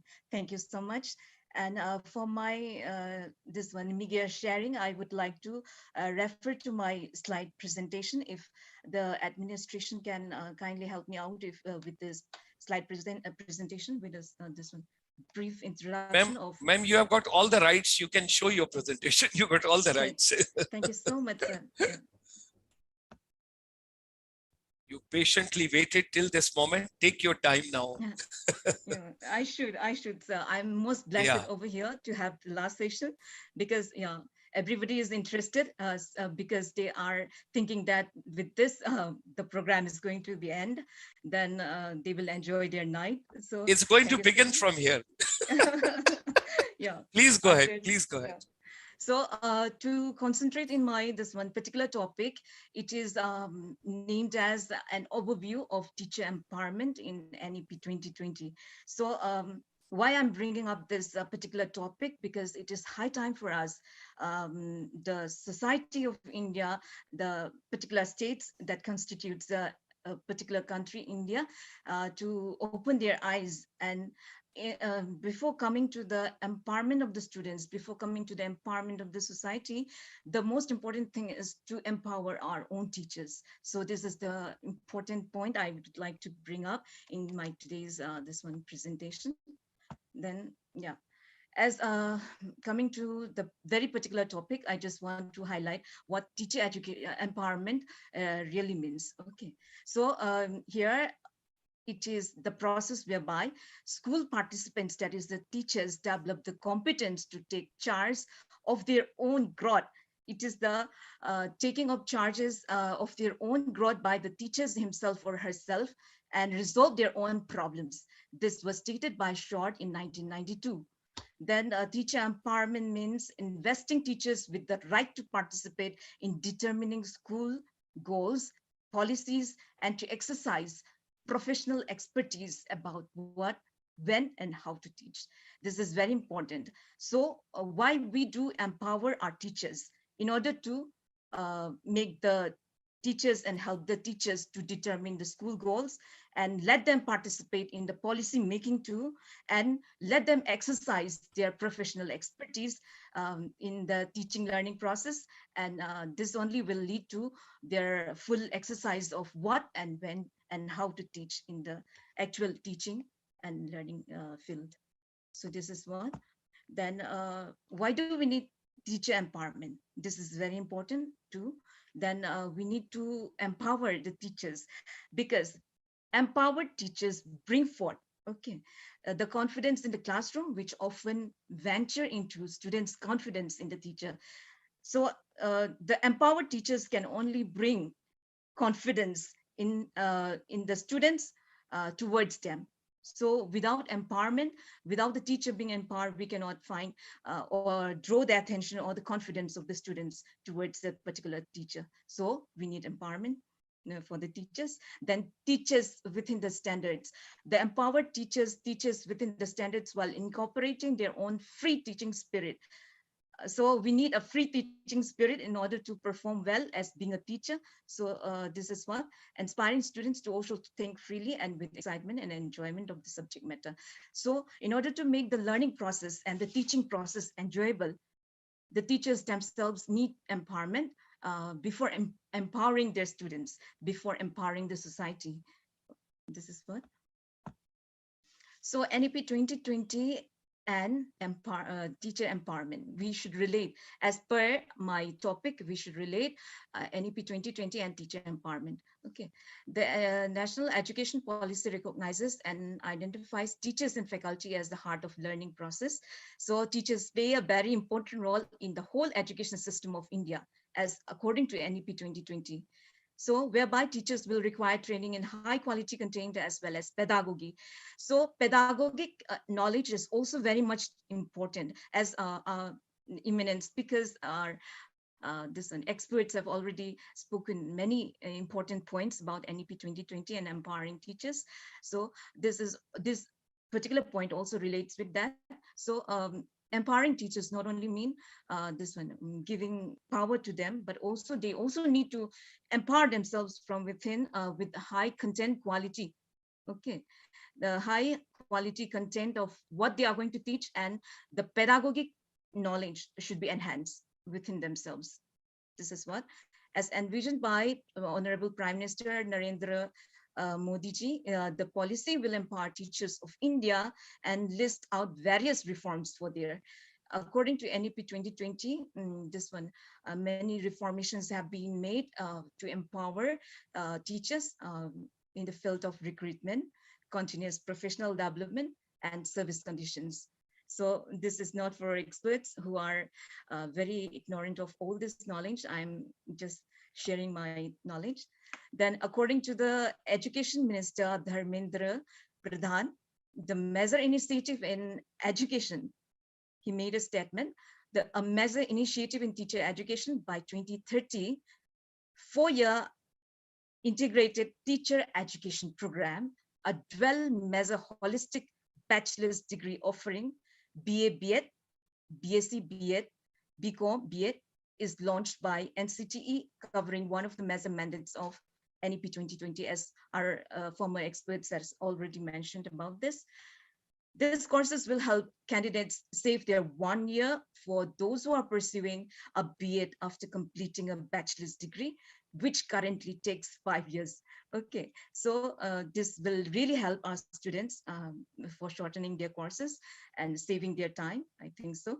Then the admission to this course shall be through suitable subject and aptitude test conducted by National Testing Agency, that is the NTA, which has been performing in conducting this one NET examination and all. So in future, this NTA will be conducting this test for the teacher aspirants too. Okay, this is what. Then according to the Ministry of Education, the ITEP, that is, I have already mentioned, Integrated Teacher Education Program course, will be offered to candidates in pilot mode. It is going to be tested as a pilot mode in 50 selected multidisciplinary institutions across the country. So first we have to test that, then we have to implement in the education system of India. So notably, the curriculum of the course designed by the Council, National Council of Teacher Education, which comes under the Ministry of Education, will be available for all the students on the official website, it is said. This course is specially designed to help the students who choose to teach as a profession after clearing school. So this is meant for the teacher aspirants, and the curriculum will also be uploaded in the website of this Ministry of Human Resource. Or this degree will also include strong practicum training in the form of student teaching at local schools. So practicability of the very course will be this one exercise.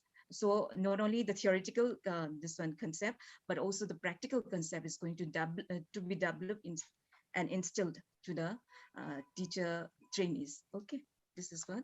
Then meanwhile, the 2-year BEd programs will also be offered by the same multidisciplinary institutions offering 4-year integrated.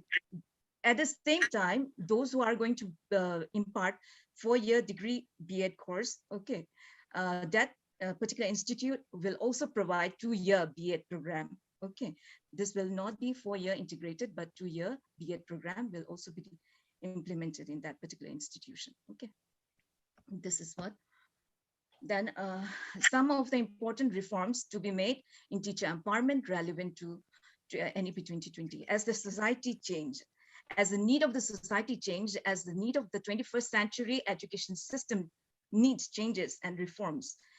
So also the teachers also need to reform themselves. Thus, the Constitution of India is empowering the teachers to come up to the certain level that they are expecting. Okay, this is what. So some of the features I have laid down over here. Special shorter local teacher education programs will also be available in Block Institute of Teacher Education, that is BITEs, diets, and school complexes.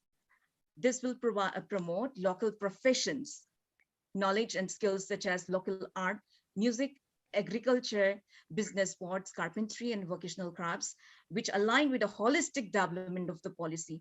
This one point mainly emphasizes for the holistic development of the individual teacher trainee or the students. Okay, this is one. Then a comprehensive and this one new national curriculum framework of teacher education. We have already had NCFTE 2009. So NCFTE should be framed in 2021 such that it suits with the coming up of the NEP 2020. So we cannot practice what we have been doing in 2009 now. So this is a reformation that we have seen. So the framework will be developed after discussion with all the stakeholders, including state governments, relevant ministries, departments of central government, and various expert bodies, and will be made available in all regional languages. This will be done also in all regional languages. This emphasizes this one, the importance of mother tongue than the regional languages. This is what the NCFTE 2021 will also factor in the requirements of teacher education curricula for vocational education also. So we have found here the importance of vocational education too. Then the teachers will be given more autonomy in choosing aspects of pedagogy. So pedagogic, disciplines will also be encouraged so that they may teach in the manner they find most effective for the students in their classrooms.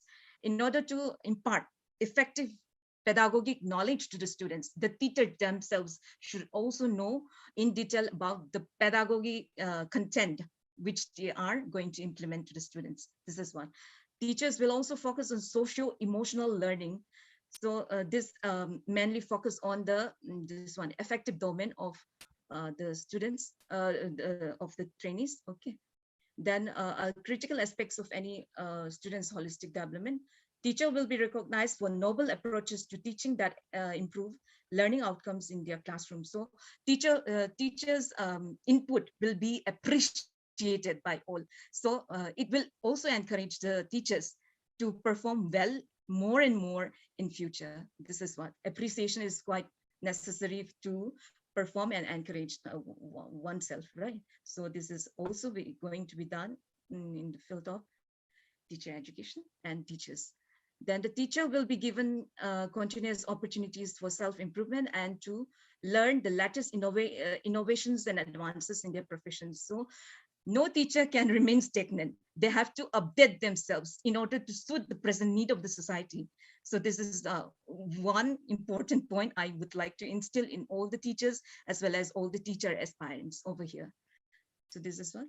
Then this will be offered in multiple modes. This will be done in multiple modes, including in the form of local, regional, state, national, and international workshops that our respected sir has also been doing over here by organizing the webinar series and all. So thank you so much, sir.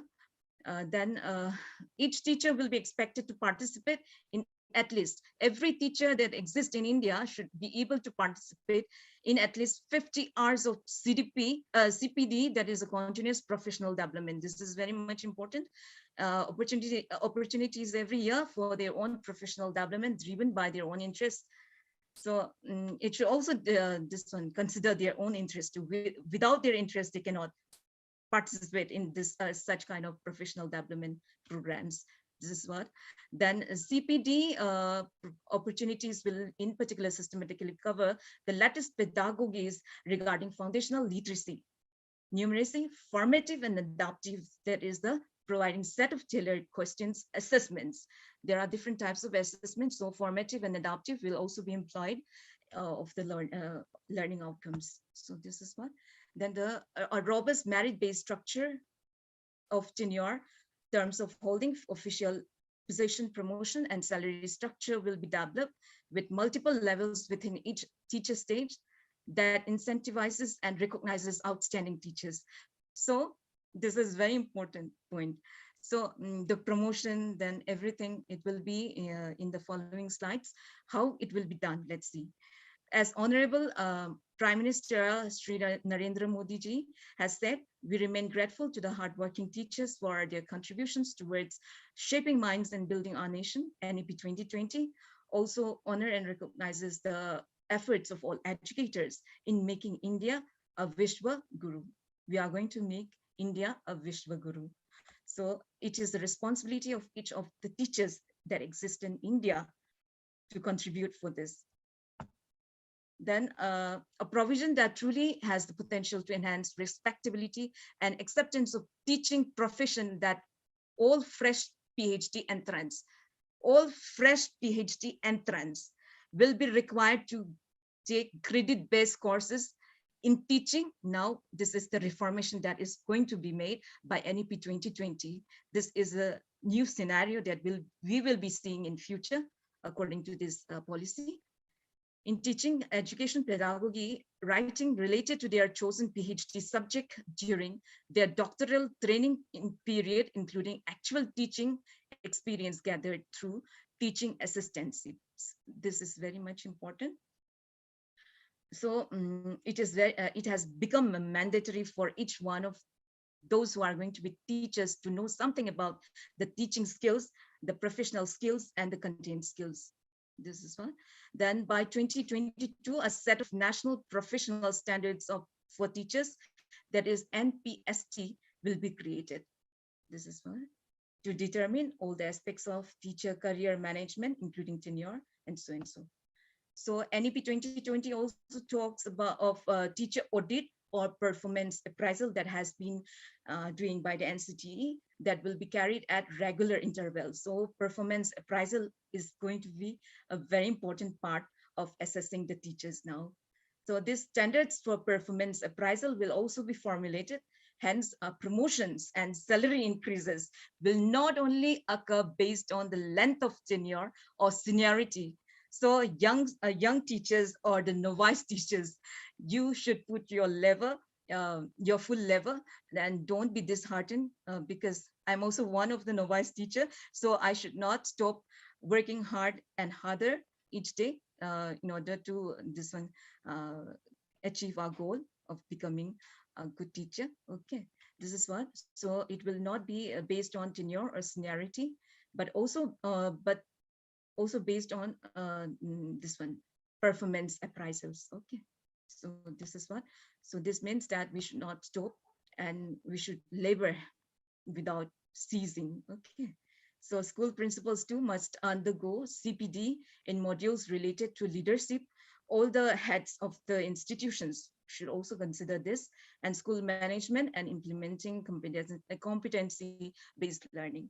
Then in addition, international pedagogical approaches will be studied by NCERT, identified and recommended for assimilation in pedagogical practices in India through CPD. Then teachers' digital literacy is also very important. Nowadays, technology is playing so much important role, even more in this pandemic situation. So each and every teacher has become compulsory to know the technology, the ICT, information and communication technology. So the Indian Constitution and the policy that is imparted by this one, enshrined by the NEP 2020, is also focusing on this. Then the teachers' feedback will also be given and encouraged. This is very much important as part of the teaching learning process. So teacher needs to be appreciated, teacher needs to be encouraged, teachers need to be criticized in the negative as well as the positive side. So this feedback is also very important for the professional growth.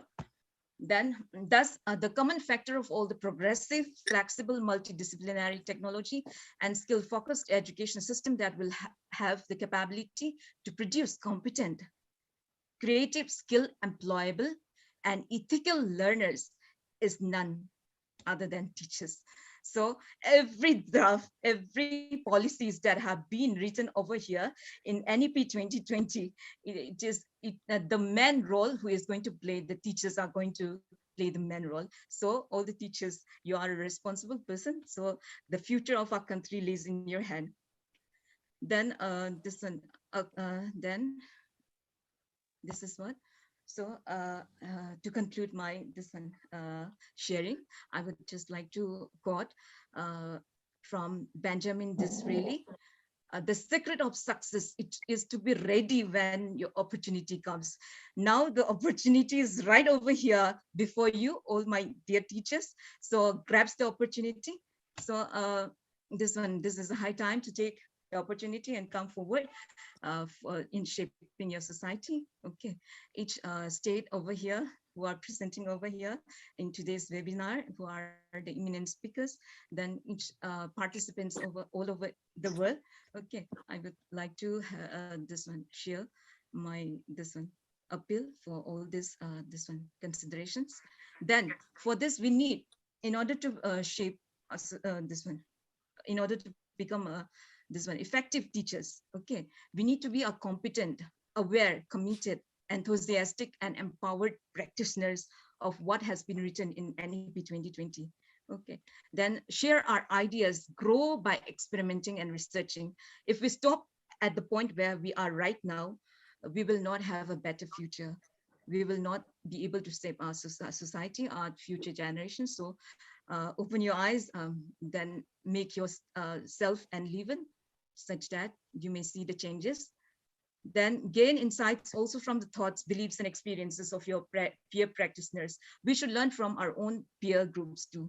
So as being a teacher, you have to be very open to your peer groups too. This is what. Then enjoy your journey by forging beautiful relationships with your students too, with your learners through your classrooms, and be a lifelong learner. This is for all. I would like to bless this particular line, and I would like to present this to all my participants over here.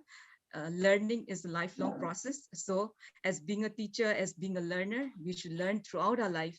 And as being a citizen of this country, as being a citizen of all over the world, yeah, learning is a lifelong process. So we should implement this. With this, I would like to end my presentation. And thank you so much for your patient listening in this last session. And yeah, I hope the best out from myself, out from all the participants over here. Thank you so much.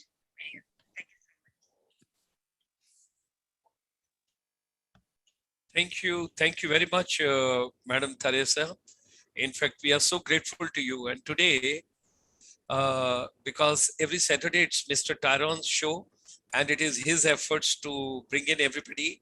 And Father Varghese had been so very kind to give a patient listening and all other participants, till end. And Dr. Jyotirmoyji has also come back from Nehu. And, one is Mother Teresa and one is the teacher Teresa. Okay, Mother Teresa has done a great job for the humanity. And now Sister Teresa is going to do a great work for the humanity all the way from Manipur. So God bless you. It's such a, the best part is that you were the last speaker, and that's why we thought you take as much time as you want. And I always remember Nelson Mandela. So I didn't want to disturb you. Mr. Tyron also didn't disturb in between. We said, you take your time, whatever you want, but you should talk to the universe. And Canada is very wide awakened now. And US is also wide awakened. And people are warmed up over there in Latin America. People have just finished with their afternoon tea and coffee in London. So something very nice what you have given. God bless you. And keep inspiring the young boys and girls, those want to become teacher. All of us, we have to move together and we have to plan together. Mr. Tyron, the last word from your side before you go for your dinner. Yes. Well, it was an enlightening conversation this evening. Yes. With all the 6 panelists. And the last one, Ma'am Teresa, gave us an elaborate discussion, talk on teacher empowerment, which is so vital to make NEP 2020 a success. At the same time, what Dr. Pradhani raised and Mr. Gupta raised, Dr. Gupta raised, I think that needs to be further debated because they raise very relevant issues, along with the other Professor Borgohain, Dr. Mishra, and Father Verghese raised excellent points of view, which we can take it further. Thank you, Dr. Gulshan, and all panelists this evening. Thank you so much, and good night. Finally, before we close the session and convey our gratitudes and thanks, let children do what they enjoy. Teachers got to be the co-learners now. The one-way traffic has gone where the education was teaching-centric. Neither it is teaching-centric, nor it is learning-centric, nor the role of the teacher is now facilitator. The corona has brought, this pandemic has brought an accelerated pace. Teachers are the co-learners now with youth. All of us, we got to go together. We got to move together. And particularly for the Northeast, what I've seen in last 49, 50 years, children, they have got abundance of talent and energy. Let's take that energy in that direction, which they enjoy doing and which the soil can take on and the region can take on instead of imposing something from our side. That's the way we got to take the education. Thank you very much. Thanks for being over here. Thanks for giving your valuable time.